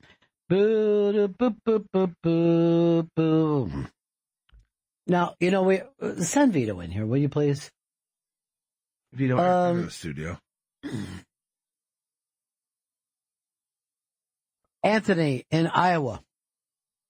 Hey, Ronnie and the gang. Hey. I'm wondering, in 20 years, what do you think the kids from that generation think was absurd from our generation? Like, oh my goodness, they couldn't believe how they lived like that. I'm going to guess that the problems with Wi-Fi and laptops and all the stuff that we think of as a great advancement is going to look incredibly strange. I think they're going to say, you had to have these fucking hardware to deal with all the time. Yeah, I imagine everything will be connected to the internet all the time. Just like, I don't know, Each person, yeah. And you'll just be able to go, call mom, and you'll be talking to your mom. Exactly. It'll be like a worldwide net of just free Wi-Fi everywhere. Do you think the fact that there was any privacy is going to seem weird to people? Yeah, I think people because people will be just oversharing. It's just going to be everything shared all the time.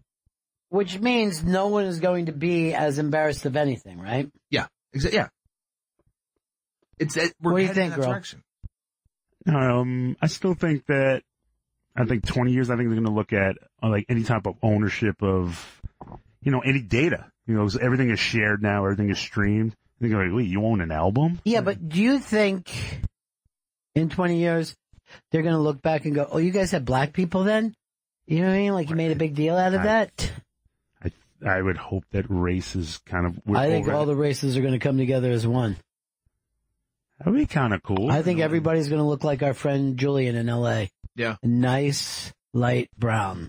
Everyone can tan. Yeah. No more paleys. Right. No more paley boys. Vito, what do you think? They're going to look at you and think it's crazy. Facial hair? Do you know that there's a study out now that women find guys with beards more attractive than skin faces? I mean, it's like makeup for guys, so like that makes sense. Because I'm hiding half of my face by having a beard, and women are like hiding. I wish you could grow a beard on your forehead then. And all the way up your cheeks. Yeah, at least you trim your beard up. Fucking Chris doesn't. No, I'm straight neck beard. Well, I don't understand why you don't just shave, because your beard doesn't start. Your beard starts where a beard's supposed to stop. I like the way I look, and I think the beard is fine. And my wife likes me, and my customers like me. And the upkeep of just like, I know if I try to trim the beard, it'll just come off crazy. It's not an upkeep, man. I do it once a week. It looks just fine. I get the sharp, lines. Looks yeah. crazy. It doesn't look crazy to be fucking well kempt. So, what else is going to, other than this data sharing, which, by the way, I don't want any data. What fucking data do I want to share? I think the Alexas are a new way for like the Nielsen ratings, basically. Like instead of just tracking the people who have Nielsen's in their home, I think Alexa's listening to what you're watching on TV and then selling the information to networks like, hey, this is how many people are actually watching. They swear that they don't do that. It's illegal for them to do it. And yet everyone swears that they do. Well, I mean, you hear those stories about people like... I know, I pulled mine out. Yeah. I pulled mine out for that very reason. My mom got one like for a year ago, and I was like, return it. Like, we don't have any smart electronics. Like, we don't need to be talking to this thing. Toaster, toast up. Bread, jump in the toaster, please. Did you see the Chinese AI anchor? No. So this Chinese news network is using a completely... Why doesn't this surprise me? First of all, there's fucking 2 billion people there. One of them can't be a decent anchor. You gotta invent this. That's what I fucking hate. That's the fake that's anchor? the AI anchor. All right, let me say, Chris, go ahead and hit it. Hello, everyone. I'm an English artificial intelligence anchor. This is my very first day in Xinhuan's agency. The voice is worse than the look. The look is fine. So is the dude? The guy is CGI. It's based on a real anchor's face in China, and they're just making up words and phrases. He can do facial, like he has emotion in his face, and it's just crazy. It's creepy. I think it's fine. I'm not going to worry about it. You don't mind robot anchors? I mean, we already have cartoons. What do I give a fuck? Shepard Smith's the one that should be fucking working. Hey. I'm saying he could replace him. No one's going to replace Shepard Smith. I like Shep. I have no problem with him. And yet you want him replaced by a robot. I'll watch his back. Rowboats. That's what I'd be like. I'll be like, when I was younger, we didn't have robots, but we did have rowboats. I think the fact that they're going to look back and go, oh, man, you didn't go to space, dude? You didn't go up in space at all? They look down on us. It's weird. Literally. From space. Like, the moon landing doesn't... I get... Like, when I saw the first Man movie, it really hit me how important the moon landing was. Like, I feel like people my age don't appreciate it, because we have, like, all these... By the way, people in 1973 didn't appreciate it. That's crazy. Like, I'm watching this movie, and I'm like, this is fucking nuts. Like, it reminds me, we went to another planet. That's insane. Well, we didn't. We went to the moon. That's not... Oh, yeah, the moon's not a planet. Is it? Yeah. No. You know a moon is a moon, right? It's circling around our planet. But the moon isn't a planet itself. No, the moon is not a planet. Oh, yeah, you're right. You wouldn't go to the planet Moon. That's a childish way to figure it out. Of course, first of all, we didn't say, I'm going to planet Mars either. Well, looks like I'm off to planet Mars, everybody. I'll probably try to see their planet moons when I'm there. I get a little claustrophobic when I think that we're stuck on this fucking planet.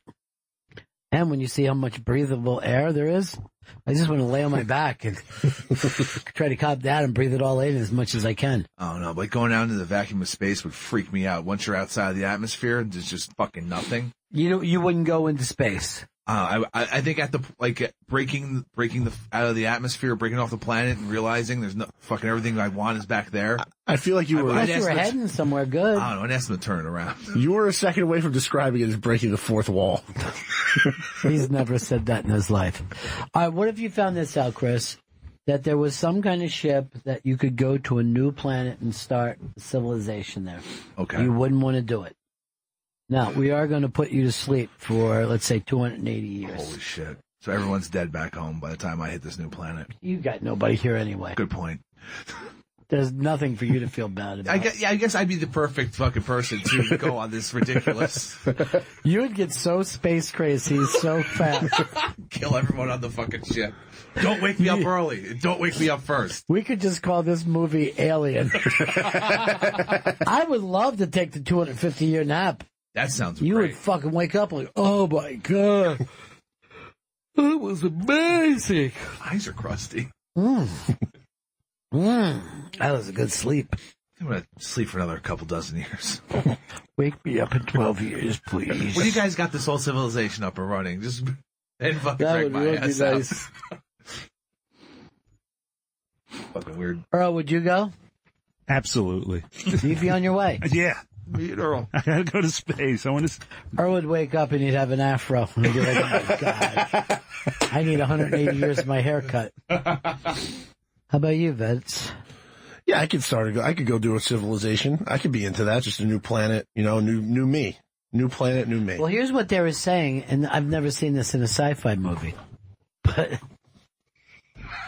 you're going to send your AI robots and these self-building fucking things first, and you'll be all set up. Oh, that's great. Yeah, when you get there, you're going to land there and not be like, oh, shit, where do we get water from or whatever. It's all set up. But I feel like you can't give them a planet to start the robots. Like, if the robots already have a base planet, we're fucked.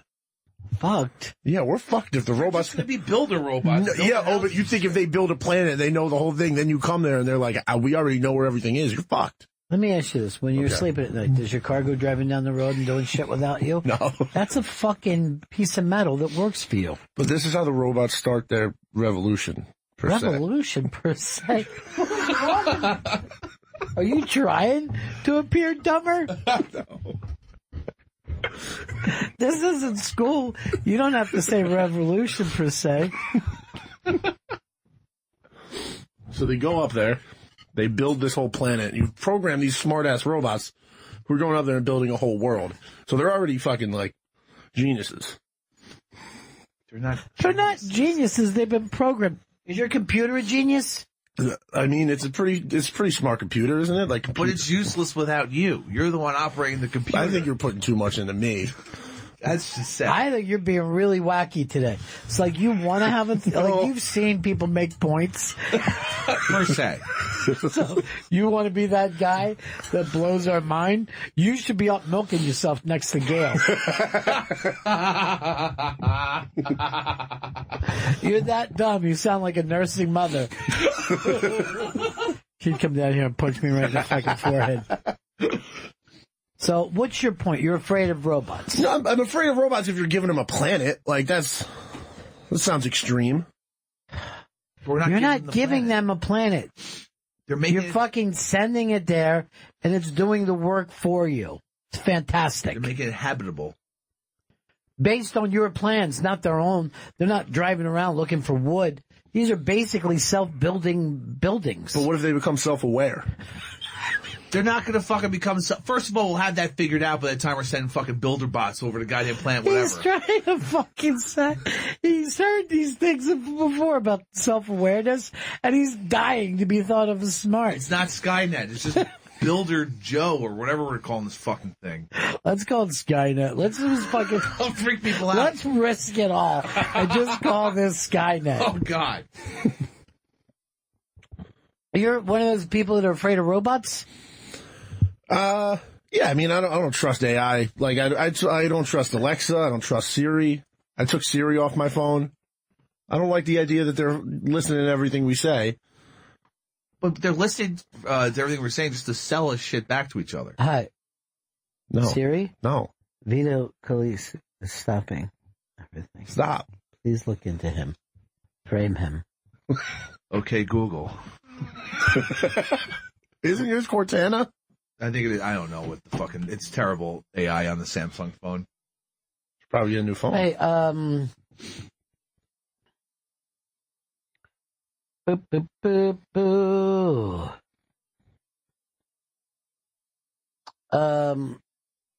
All the shirts have sold out since we started talking about it, I guess, yesterday. So it's pre-order available for sold out sizes. That's the Bennington shirts. And remember, when you get your Bennington shirt, make sure you send us a picture of you with wearing it and stuff. It's at ibangshop.com to pre-order. ibangshop.com. ibangshop.com. Head on in, pre-order, and we're going to give you some signed posters too, as long as that lasts. While supplies last. While supplies last. Per se. Per se, a supply might not last. Earl, are you afraid of the future, the way this kid is? I love technology. I embrace it. I like anything that makes our Would you want a robot friend? Robot friend would be cool. Would you fuck a robot? No. Why?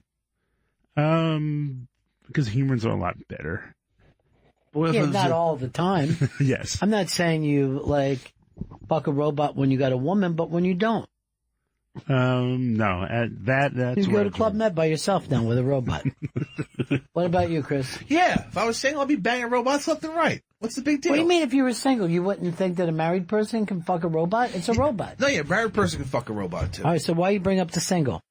I don't know. Because you immediately thought of it as cheating. It's not a cheating with a fleshlight.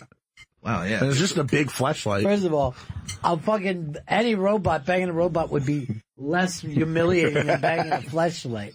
Have you ever used one of those? No. Chris? I've used a fleshlight before, yeah. Can we get video of you doing it? I mean, you won't be naked. We'll just, you take it out of your pants and just do it like that. Not going to videotape Where myself. did you get it at? I ordered it off fleshlight.com like, I don't know, 5-6 years ago or something. Was this at the height of the fleshlight boom? No, I think the fleshlight boom's still happening. I think people still love a fleshlight. Did you talk dirty to it? It's like, yeah, you are a fucking fleshlight. No, it was, I think it was Stoya's fleshlight. Do you still have it? I have to look for it. Why don't you, first of all, your apartment's that big, you should always know where your fleshlight is. There's a couple of fucking, But why don't you take it over and tell your chick you want her to use it on you? Oh, God. Here, this will make us closer. And then she can have her dildo and the two of you can go back and forth. Dude, that would be fucking amazing. You have a dildo on one end, fleshlight on the other, and you're just going back and forth like a seesaw. And that way, like, you could be like with your best friend's chick, and neither one of you is cheating. That's actually great. Yeah, this could be pitched to a lot of people. So, sharks, if you want to fuck your way to profits, try the fleshlight dildo. I can't believe no one's ever thought of that before. Man, that's brilliant. Yeah. I mean, you could legitimately be with your own sister. Yeah. It's not incest. Not touching. You're just naked together. Would you ever buy one of those, like a porn star has their vagina? Yeah, I believe I had a porn. That's like the thing about fleshlight. Oh, who was it? I think it was Stoya. I think at the time she was quite popular. She's one of the ones who sued James Dean, right? Yeah. I didn't know like this was that, going Chris. down at the time. I don't like that, Chris. I never even heard of her. She was popular for a couple of years. I think it was her fleshlight. What was she known for? She was just like a really hot pale girl. Okay. Like a Sasha Grey type. Like after Sasha Grey. Yeah. Like she could have been on Entourage in the later seasons. Yeah, she could have. Yeah, anybody could have been on that. Do you have a favorite porn star? Yeah, I'm a big Gianna Michaels. She's retired now, but that's my They favorite. all retire after 15 minutes. Gianna Michaels is my all-time favorite. Right now, Angela White's doing it for me. Here's Gianna Michaels. By the way, Hickman Bell said this: "You better pick a planet with less gravity than Earth for Crescent Veto." That hurts, okay? That's fat shaming, bro. All right?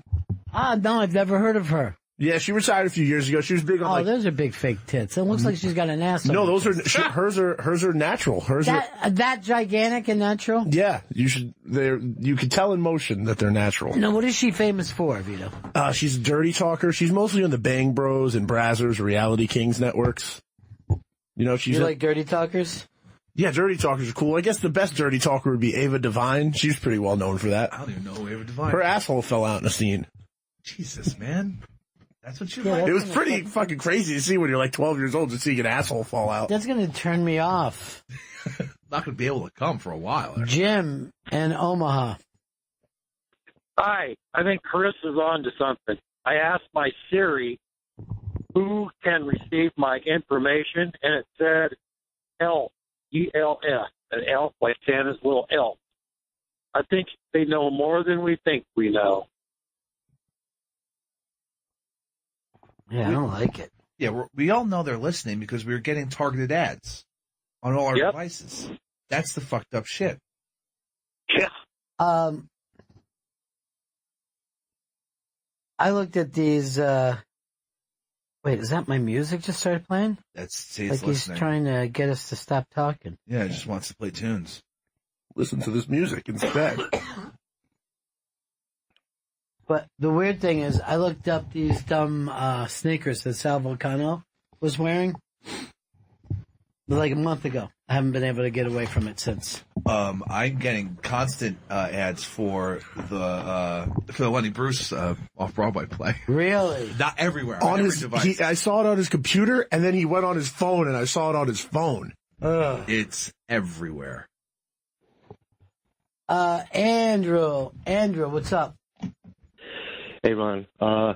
First of all, if we go out into space, more than likely deep space, it's going to be with robots because we can't survive the radiation that's out there. Like those guys that are in the space station now, they're getting like every day they get like 100 times as much radiation as you get like during an X-ray.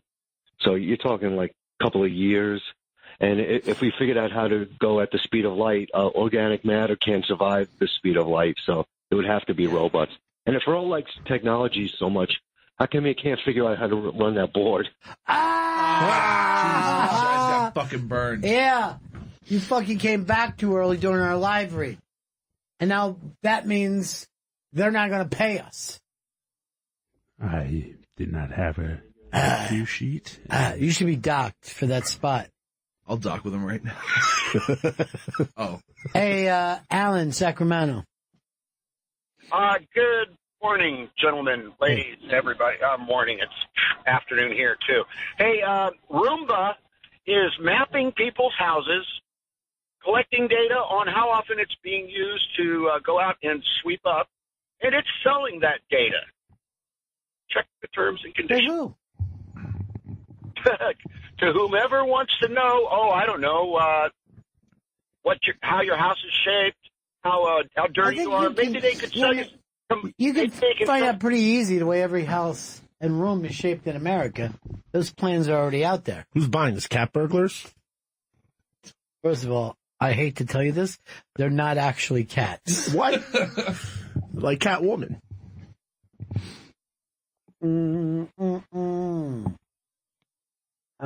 Kurt says, how do you pre-order? And then he had our shirts from last year. How do you pre-order, Chris? Do you know? You go to ibankshop.com. All the information is there. ibankshop.com has all your needs. But why does he have our pictures from last year? That I don't know. That I'm going to have to look into. I forgot that shirt. That was a great shirt. That was the Almost Famous shirt. Yeah. Kevin, Louisiana. Yep. Real quick, just one instance that I know they're listening. A few months ago when the New Jersey Shore episode started coming out, they had commercials on MTV all day. I was watching something on MTV all day. I hardly ever get on Twitter, and that commercial played 50 times that day. The next morning, I check my Twitter. The first ad is Jersey. Yeah, Shore. but it was just coming out. I mean, that's when they hammer you with stuff. What's coming out this weekend, Chris? I think that it's an Oscar contender movie. Hostages, widows. No, I think it's called Green Room. It's with Viggo Mortensen. No, that movie that looks It's terrible. been out. That movie That's looks been out. The one where he's driving around? Yeah. No, that's getting really great reviews. Oh, really? Yeah. Except for Viggo dropped the N-bomb. Oh, In real life, promoting the movie.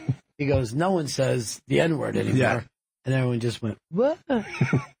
What did he just... What did he get? I know my friends are skeptical about that movie. The chicken wings out the window. Your friends are skeptical if there's not a fucking flying person in it. Your friends watch the shittiest movies ever. Speaking of which, the last chance to see great movies, Filmstruck. A lot of directors, stars are all coming out for save Filmstruck. You remember where you heard it first, Chris Stanley? You, Ron Bennington. No, Bill Hader. Bill Hader. Bill Hader was the first to do it. And then I said, I'm following Bill Hader. Yeah, it has all the Criterion collections as well, right? Absolutely. Oh. Criterion and Turner Classic. It's fucking great. There's a lot of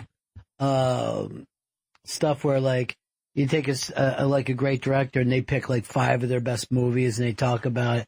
That's the kind of shit that I like. Yeah. I like to feel like that thing of, Marty Scorsese was one of the people who definitely want people to get Filmstruck. And I'm like, where was everybody before this happened? You guys could have been doing free ads for him. I didn't know all the Criterion was on there. I like those. Thought it was Turner Classic. Yeah, I didn't know what it was. I love the Criterion edition. Apparently don't. You hate Hashtag save Filmstruck. I'd like to get you to sign up then. I will. I'll sign You up can't tonight. even sign up and watch the last month. My sister-in-law tried. They're like, we're not taking anybody else. That's fucked up. But I forget who has this, Warner Brothers or somebody. Yeah, it's Warner Brothers. They're like, no, we don't want to fucking put this out anymore. Yeah, it was Barbara Streisand, Benicio del Toro, Edgar Wright, Leonardo DiCaprio, Christopher Nolan. They're all signed the position. You know who Edgar Wright, who's their favorite director? Who's that? Vincent, remember? Yeah. My favorite director's name is Edgar Wright, and I will not pick one of his movies as my favorite. What's the issue with Filmstruck? Is it like go over the licensing rights? No. It's that they feel like they don't have enough people signed up to get into it. You know what I mean? I think they only have like 100 or 200,000. I mean, that's how many people are left in this country that like movies. Yeah. 100 or 200,000. There's an entire generation who are like, I'm going to the new movies where Creed fights fucking Star Wars. And with like all the streaming services don't give a shit about movies. They Yeah, why only would care they? about fucking series, and that's why. And now, as people are growing up on series, they're going to care less about. They're movies. starting to move towards older content though. Like Hulu is finding it's more successful to buy up old TV shows. Guess what? Who cares? I got Hulu and I don't even go to it. Filmstruck I went to all the time because there is people putting this together that love movies, and you end up finding out shit that you didn't know. It's fucking great. But, you're happy seeing fucking 1950s fucking Mr. Ed's thing is on Hulu. Enjoy yourself. Finally. By the way, count the pens. Have you watched the new Coen Brothers movie on Netflix? No, did you? I didn't. I feel bad. I didn't even know it was out already. Yeah, man, it's been out for weeks. Oh. Not on Netflix. No, it premieres tomorrow on Earl's the only one not afraid to fucking call you. I'm glad that Vito's afraid. Are you thinking about the fucking the Chris Pine movie, the medieval movie? No, that fucking movie looks like a Bud Light commercial. Hey, Sean Shearer said this. I'm ordered 2119. Pepper, can you write something special on mine, please? That'd be great. 2119. I will. I'm writing that down. And Roger said, any way to get a signed Bennington poster? Yes, with the T-shirt. That's what we're doing now. You go to ibankshop.com, buy a Bennington Show T-shirt, you get a free poster. Signed. And order 2119 is getting some from me. While supplies last. What are you going to write? I'm not sure yet. You keep on trucking. Maybe I'll draw something. I don't know.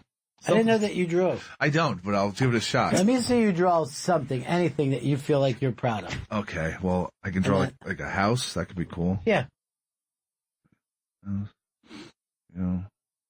There'll also be some. You're not even adding dimensions to the house. Should I add? You want dimensions? Yeah. Okay. Oh, I'm really good with dimensions. Doesn't look like it. That looks like cheese. No, okay. And there's a car. I'll also do a car. Okay. You're gonna draw that kindergarten car that. No, dude, you're gonna be blown away by this fucking car. Wayne, South Carolina. Hey guys, love the show. How you doing? Good, man. Cool. I never really bought into the thing that computers were listening to you until the other day. A friend of mine, we were sitting in my office together, and we were discussing spaghetti sauces, which was better, Prego or Ragu. And then I turn around and look at my computer, and there's a giant ad for Prego. Let me tell you, you're both wrong. That is a terrible way to eat sauce. I would kill myself before I had Prego or Ragu. I don't think I've ever had jarred sauce. You shouldn't. Who was the comedian that was making jarred sauce for a while? That was Mike Racine. We haven't seen him forever. No, I'm worried about him. I'm starting to call him Mike No Scene. Yeah, fucker! You and your big nipples are on the ropes. Look, there's a house that's like on a meadow, and then there's like a driveway with the But truck. there's a driveway and there's no fucking lane. Well, it's the country, and there's a dog in the back seat of the pickup truck. You know that building right next to us got knocked down? It did? The one that was sitting right there? Yeah, go to the front of this building during the break. You'll fucking see a lot of daylight. And they're going to build something big, and we're not going to be able to see Times Square anymore. Oh, wonderful. Good. We need more fucking giant co-ops. New York, New York, you're a hell of a town. A building's here, now a hole in the ground. Then we get a giant fucking Amazon factory, and it's going to be Everybody's awesome. bitching about Everyone's it. losing their shit. Yeah. Fuck those dudes. Fuck them. Fuck them in the ass. I keep seeing the argument being like, it's going to bring a lot of jobs and revenue to New York, and I just didn't think that was the thing New York was here's dying the thing. for. Each taxpayer for each job has cost us $48,000. Great. So why not just fucking hand out $48,000 to people? Why are we paying for them to go to work? Earl knows what I'm talking about. Yeah, Long Island City. I mean, the first. What about the white man, Earl? What's the white man supposed to do? I feel like shit. I'm working fucking 3-hour days. I feel bad when New York ever gets these things, like when they get the Super Bowl or like WrestleMania or something that brings like money into towns that usually need it more. Well, first of all, when the Super Bowl came here, it was like dropping a fucking pebble into the ocean. No one even knew the Super Bowl was here. I think I looked at tickets the day of, and it was like I could have went in shitty seats for like $100. Yeah. Which was I was just the fact that I was considering going to the Super Bowl day of shouldn't have been a thing. New York City got everything but the game, the actual game itself. Oh, because it's in Jersey? It was in Jersey. I mean, we're all used to that by now. Yeah, stop it. Where are you going to put it? Fucking Upper East Side? Put a stadium there? Nate and Maine. Hey, buddy. Yeah. I want to recommend a foreign film I just saw the other night on Amazon streaming called The Guilty. What was it streaming on? Amazon. Okay. We're going to run the trailer right while you talk to us, Nate. Go ahead. It's old. Det er alarmcentral. Old what? Jeg har kvasset min cykel og slået min knæ Lige på hele. Det er alarmcentral. Jeg er lige blevet overfaldet og bestjålet. Du bruger politiet lige nu. Er du taget narkotika, er det korrekt? Jeg er bange. Men det er jo ligesom din egen skyld, ikke? Chef. Du er heldigvis tilbage på gaden efter i morgen. Det er jo dejligt. Scary part. Det ringer. Det er alarmcentralen. Hallo? Taler jeg med Iben? Hej, skat. A thrill ride. says the Village Voice. Nej, for helvede. I think they're Hvem er du sammen med? Stunning, says Roger Ebert. Ved personen, du er sammen med, du ringer 112? Nej. Du er blevet bortført? Ja. Iben? Hvem er det? I skal ikke blande jer. What the fuck, says Chris Stead? Jeg er fra politiet. I er vogter. En har brug for os. I don't know, Nate. You really dug it, huh? Oh, very much. The whole thing takes place in 2 rooms. Yeah. Old school. It's all story-driven. Great voice acting. I don't like, I'll be honest, I don't like when someone kidnaps your wife or your kid. You know what I mean? Like, I feel like I've seen all those movies enough. I know how they go. Builds tension in a way that I haven't seen in a long, long time. Well, and it doesn't let go. All right. I got to take a break here, Nate, but I'm going to try to watch this over the weekend. Check with me on Monday. Beth Stelling's coming in just a few moments. She's performing at Gotham Comedy Club in New York City tomorrow night and Saturday night. SweetBeth.com for tickets, all Beth dates, and you can see her on the first season of the stand-ups on Netflix. Beth Stelling in next. This is Bennington. Welcome back to Bennington. Beth Stelling's in studio. Woo! Yeah! They go crazy. Yeah. Beth's performing at Gotham Comedy Club in New York City tomorrow night and Saturday night. Go to sweetbeth.com for tickets and all of Beth's dates. And you can see Beth on the first season of the stand-ups on Netflix, which is streaming now. She also came in just moments away from death in this ugly weather that we're having. I was just got an alert to this. They said the snowstorm was coming and then turning rain. They shut down the GW. The George Washington Bridge shut down, which means we are cut off from the mainland. Which means I still don't know what bridge that is. Yes. That's the bridge up near Harlem. Am I right when I say Harlem? Washington Heights, that's above Harlem, but yeah, I'm not talking to you. I'm talking to the black man. Go ahead, Earl. Yes, Honestly, I was Harlem, like, where? Harlem and Washington Heights and goes into Harlem and Washington Heights. Good. That's the first time I've heard that, so. What's that?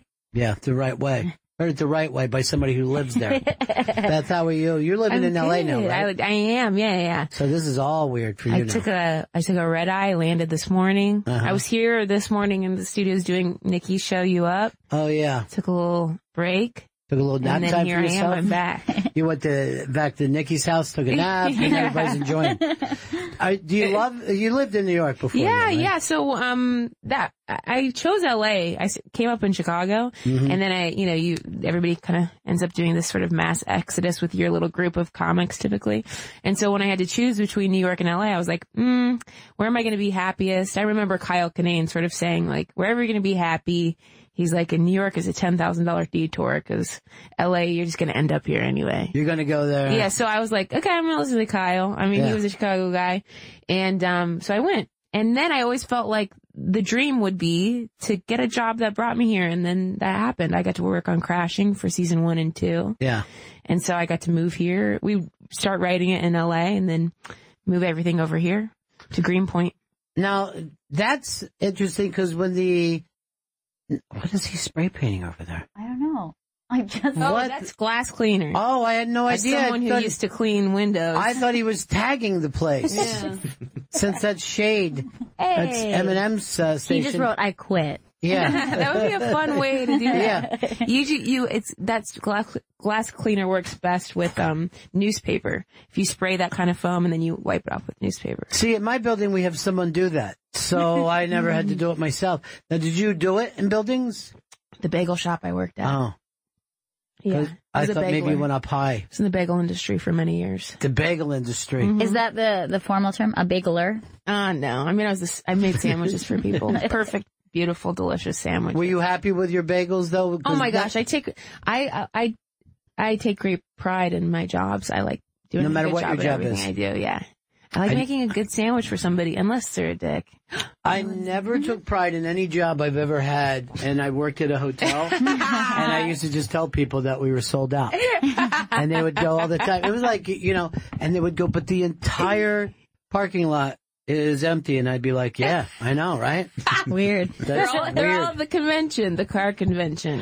And then, if I worked overnights, when everything was closed up, I just opened up the bar. went in, enjoyed myself watching TV, Yeah. and making myself drinks. That's always a benefit of a late night job. If he Mhm. was like hotel, bar, restaurant, there's like a Yes, comedian. comedians, a Yeah, job you can if you drink have- for free. Yeah. Cops can always Sure. drink and drive. Uh-huh.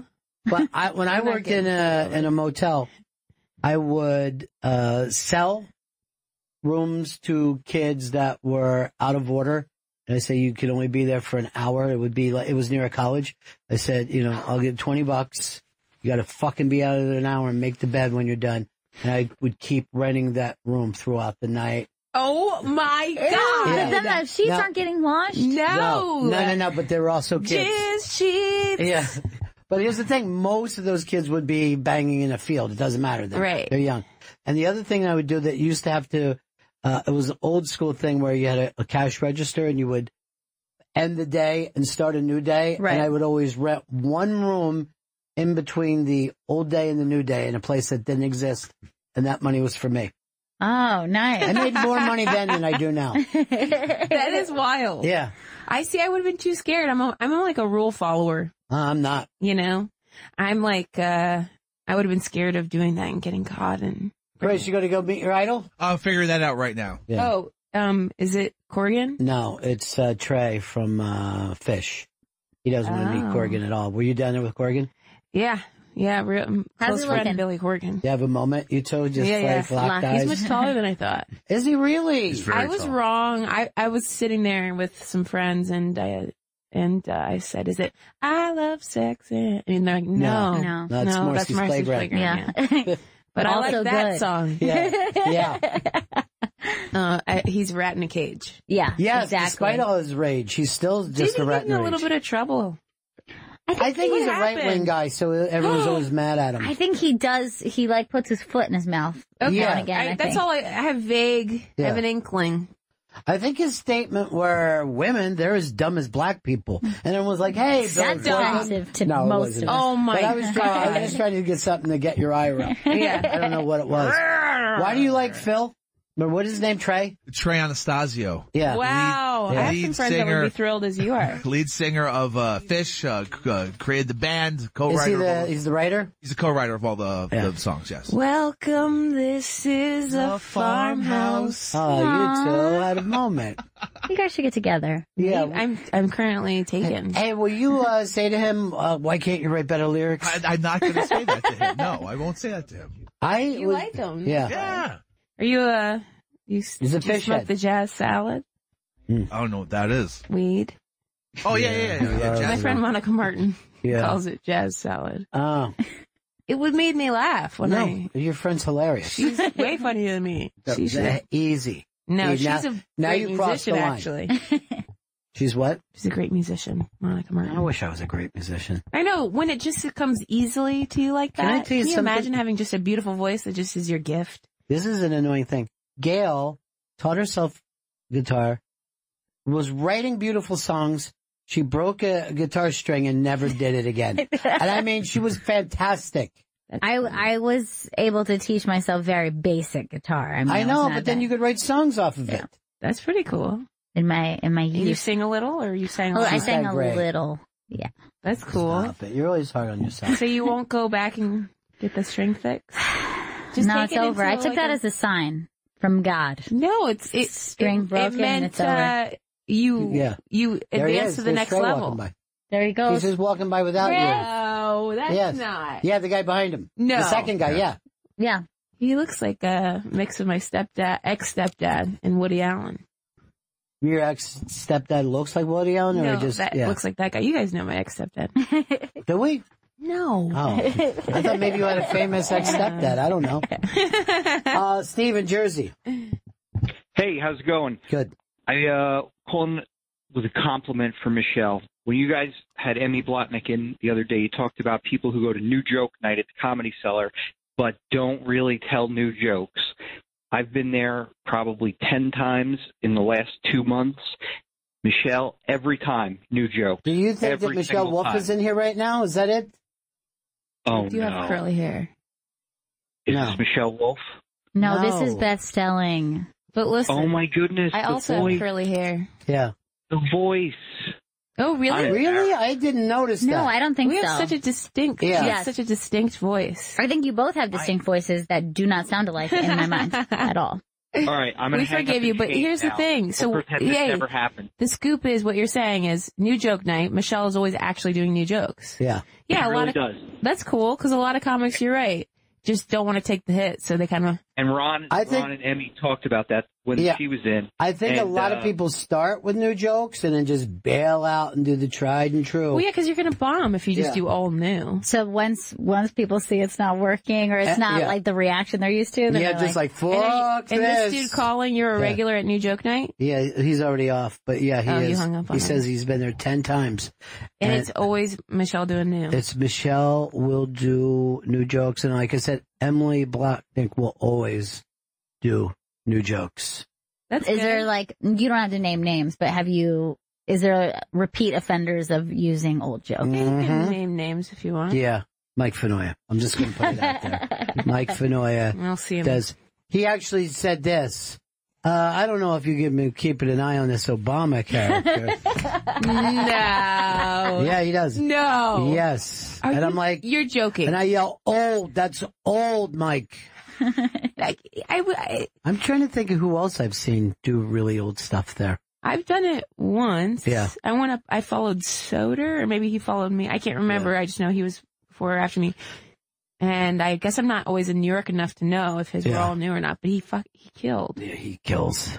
He kills. Well, there's that Billions crowd that's out there that's always ready to see Yeah, they Soder. really are. Billions groupies. Yeah. They really are. I can't remember. I don't want to, I want to full disclosure. I'm trying to remember if I did all new, but to have an 8-minute set of all new each week. It's hard. I mean, to have it be all good would be crazy. Now, Gail, your aunt loves Soder from that TV does, show yeah. and finds him incredibly handsome. He is handsome. Yeah, I've heard that from a lot. See, guys can't tell if a guy is handsome except for if he has a girl face. We always know that guys So with like a girl Brad Pitt, because it's like a pretty face. Young Johnny Depp, young Brad Pitt. We get that. But if someone says, there he is again. There's your uncle / I like that he's wearing a sports coat too for a guy who, I guess he sells the drugs to the. No, he sells mushrooms from the stage. Other people. What drugs go on at the Fish? A lot of Molly, a lot of mushrooms, I a did lot of Molly for the acid, first time. a lot of weed. Did you like it? Yeah, I had a great time. Yeah. I watched J. Cole, and it was amazing. I'm going to say this. I think all drugs are pretty good. I don't know why. You know what I mean? Like, I understand. I've never It's- done cocaine. It's so fun. It's so enjoyable. And a lot of people don't do cocaine. But I loved cocaine so much that I said, I don't even want my TV. I sold my TV just so I could have more time with the cocaine. Now, has it just not come up for you, or you like drew a line and you're like, I've just always been scared of drugs. Yeah. Dare worked on me. did it? Yeah. I feel like it really threw me in the opposite No, direction. honestly, I found it to be revolting. But you know what I mean? It was cringe. Yeah. The whole program. It really was. But yeah, I mean, I smoked cigarettes at an early age and drank beer at an early age, like 6th grade. I mean, I wasn't like wasted or You anything. But sound it was like- the first time I started experimenting. Yeah. And then, so yeah, weed and beer. And then, yeah, but that was it, really. You're starting to sound like West Side Story to me. And to me, Dare is like the promise ring of drugs. Like, you can get there one day, Mm-hmm. but wait Dare. until Daddy says it's okay. Daddy's going to marry you for the next 5 years, honey. Is there It's a anything promise weirder ring. than a promise ring? Like the concept of a promise ring. Promise honeymoon? Your dad? Yeah. Yeah, so a dad, like, This is down south. okay, They do this. so promise ring is maybe what the boyfriend gives, but it's like there's a ring that the dad Purity gives. ring. Purity ring. I that's fucked it. up. Yeah. Put a purity ring. I do have a friend that had Yeah. one growing up. Yeah. It's just a guilt ring. Yeah. So it's like, It should just be like a ring with spikes on it, so Yes. she doesn't touch dicks. I believe Jessica Simpson had this with her Yes. minister dad. yeah. I saw her open for 98 Degrees when it was one of my first concerts. Could they follow? her? Was it one of those things? I'm not even a hater of Jessie, Yeah. but she sucked. Yeah. Really? Oh my Singing God. wasn't her thing. No, it was never the was her cute- thing. Yeah. Britney Spears can't sing. There was There's only a few people that can actually sing beautifully. Yeah. Ariana Grande. Ariana Grande can sing, but She got the you know, pipes. I'm Team Pete. Well, I mean, of course I love Pete, but Look at this. So this is one of the purity rings, and it says, "Wait for my true love. I'll wait for my true love," with a cross and a diamond on it.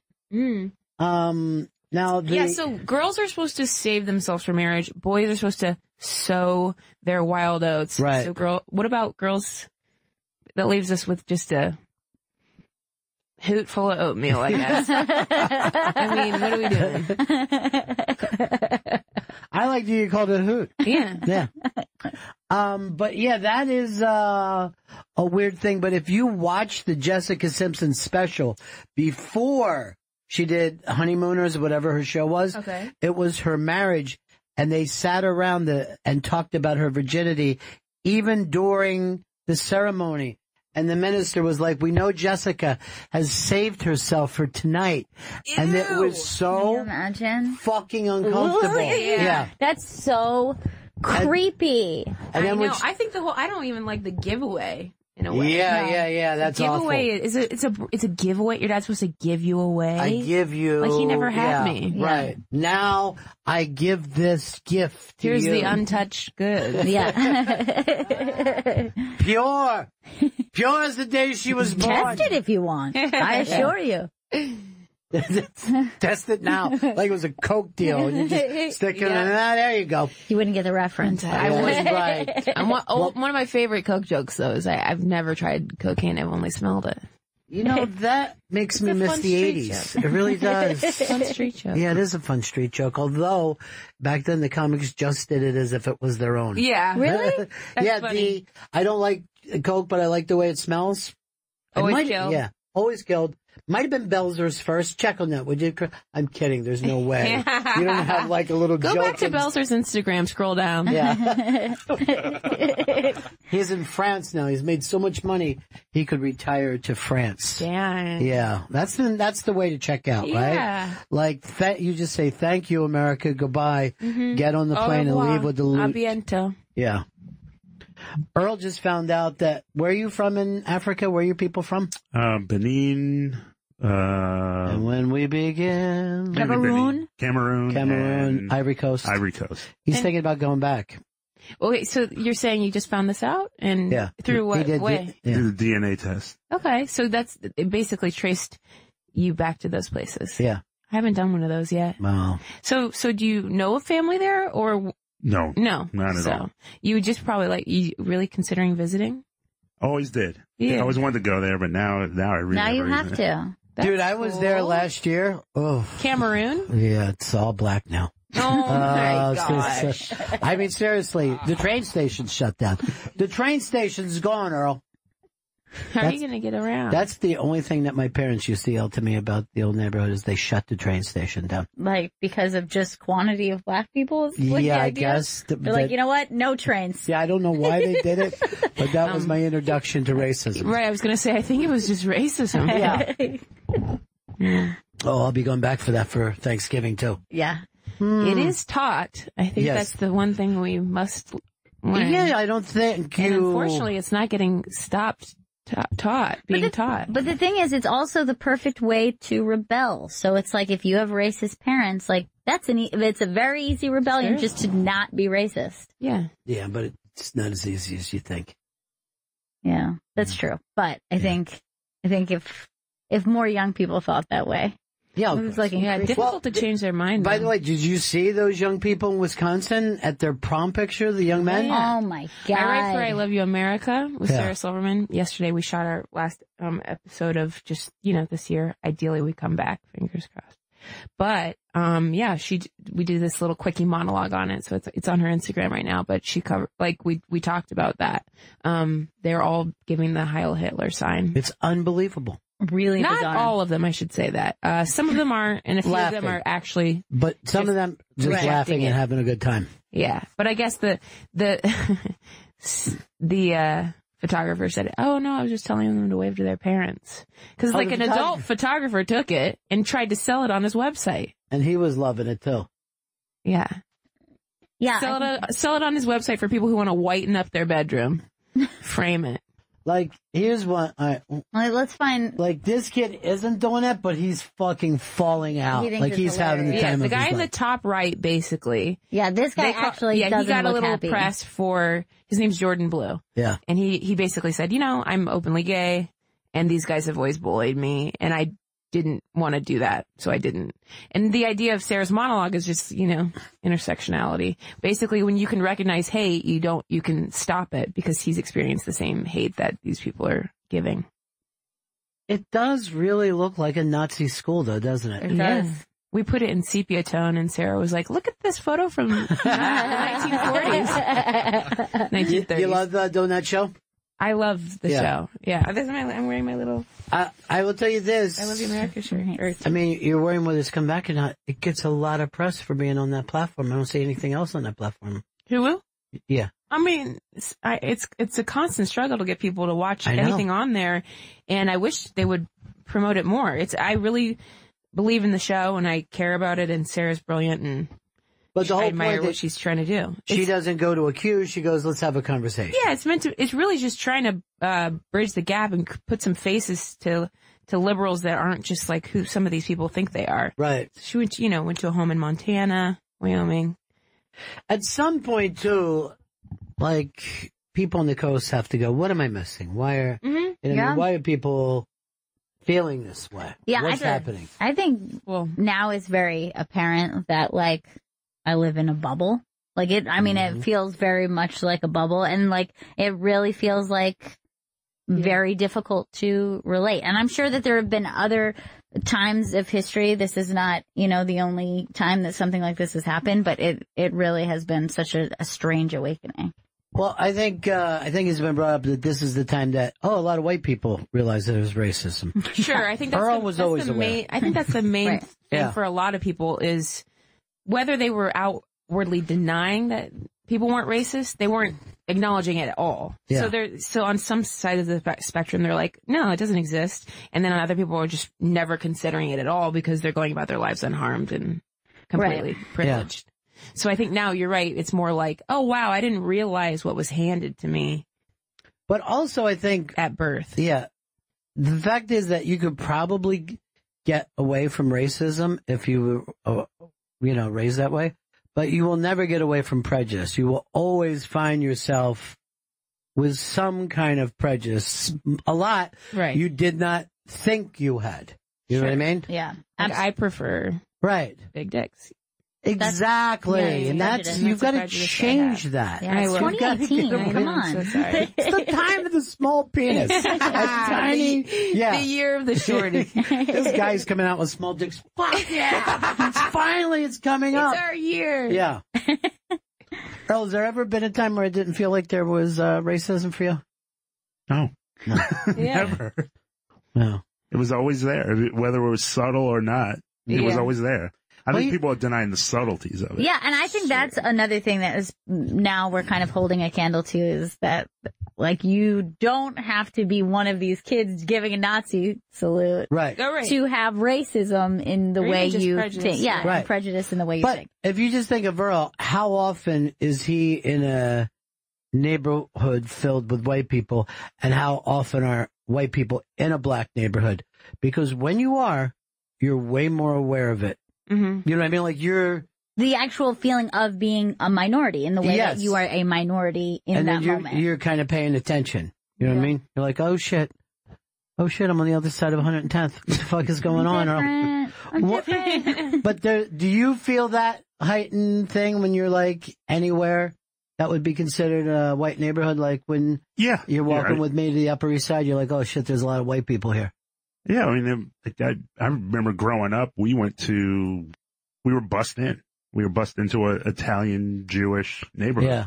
And we would there was a store, Phil's Hot Corner. That's where basically you bought candy and everything. Yeah. Second you walked in, you were aware of it. Yeah. It was just like This felt like the hot, like hot lights. Yeah, that's how my neighborhood was too. If there was a black kid in the neighborhood, because we had a white neighborhood next to a black neighborhood, and like if you would have to bring up somebody's name when you went in, like you would have to, if you were in the other neighborhood, you'd have to say, "I'm here to see," you know what I mean? People are like, "What the fuck?" And then you could say the right person's name, but not a single person thought that was weird.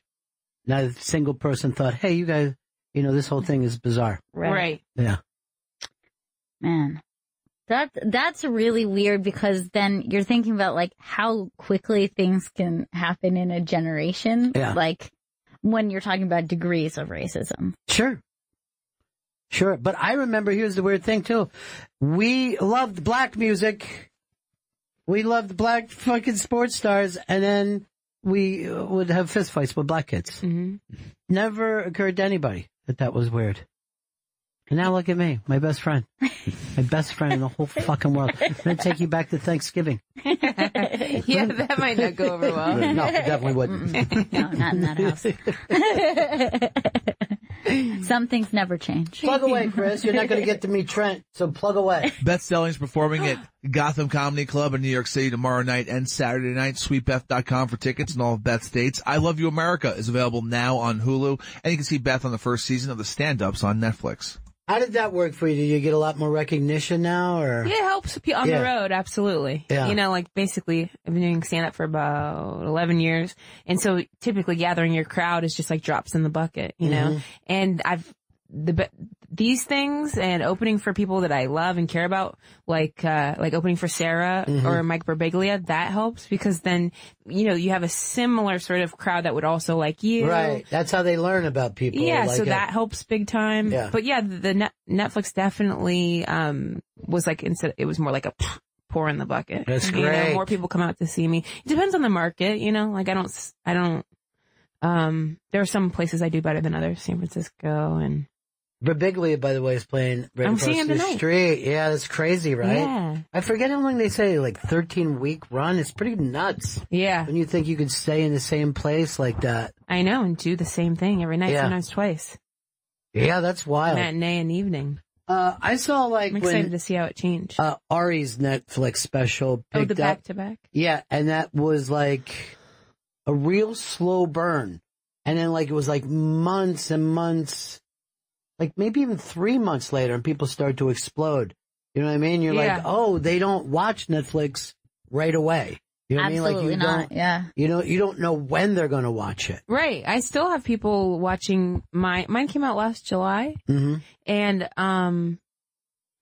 I still have people going, I just found you. Right. Well, it is hard. I mean, Yeah. there's so much stuff. Well, I'm also episode 5, season 1. So Right. I'm like, you know, and my sweet grandmother and mom thought they had to watch the whole thing to get to me. So some people might think that. They're like, we're waiting. Yeah. These first 4 are Is she nice. in this or not? Yeah. What's her part? This is my grandma. When I was on Jimmy Kimmel, she did a practice run the night before, and she stayed up and she turned on the channel because she's 99. And, but at the time, 96 or something. Yeah. Or whatever it was. Point is, she stayed up, did a little dry run, watched Jimmy Kimmel. Okay, so she's ready for the next night. And then on the night that I was on, she stayed up all night, watched all of Jimmy Fallon, and was like, well, I guess they ran out of time for her. I know. That's heartbreaking. Too But many my aunt Jimmys. DVR'd it. Yeah. Too So many Jimmys. and no women. There's not one woman on late night now? No. What about, was it Samantha Bee? Yeah, TV. Samantha Bee Yeah, on that's a TBS. once. Yeah, once a true. week. That's a once a week Yeah. jam. Yeah. But no 5-nighters? No. Nope. I'll do it. No. Who was the last? Chelsea, I guess, was the last, Yes. right? Yeah. You're not going to get to meet him, Chris? He's running late, so it might be pushed past into an hour or so. Dude, he was walking right by the hall. I know. I You was could have told. just put your hand up against the glass. Yeah, like he was in prison.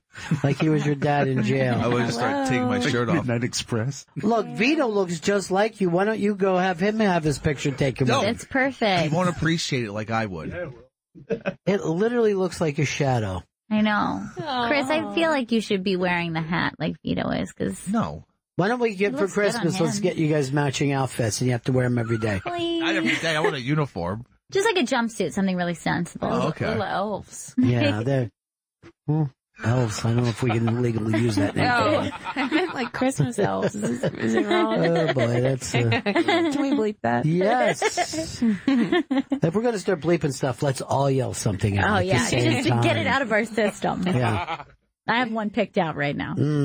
One came to mind. I want to go with whatever was last to be taken off the table. Right. You know, like something that we could have said last year, but not this year. Anymore. Yeah. Well, that would always be up for debate. Some people would be like, you know, there are certain words that I've had in my stand-up that I certainly didn't mean in any sort of. Yes, everybody way. does. Everyone has that now because it's the word that became.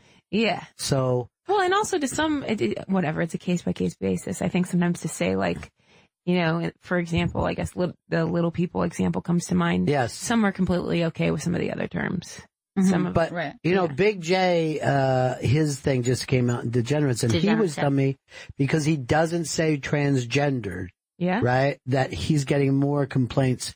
I'm like, not what you said about your daughter? He goes, oh, yeah, I'm getting those complaints, but mostly because he goes, I only do it for comedic reasons because it's faster to say transgendered, not that funny.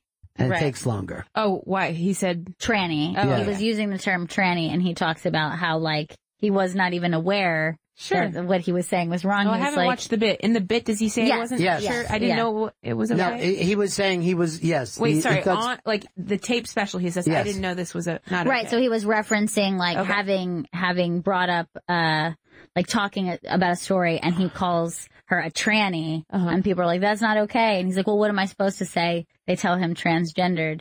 Yeah. And he's just like, well, that's just long. That's like, just too long like for a me to difficult say. situation. And then he brings up, of course, that They're like, so is the transition. Yeah. Yes, that's true. That's true. So now we got to think of what's the next word to go, I think. Man, I I'd think, love to figure it out. I think it's going to have anything to do with weight. You know what I mean? Like, I don't think you're like going to be fatty or a like fat some- ass or something like this. I Okay. think that's going to be taken off the It's table. all, yeah, it is already. Yeah. Like, Do you think that you yeah, can't? you're not supposed to be body shaming because you know Right. so much in comedy is like even in a roasty way, but outside of roast is to go Right. for the looks. And you're Right. you fat, you know, Yes. like to Yeah. say that. Yeah. But now it's even That's- that is like, oh, we shouldn't body Yeah. shame.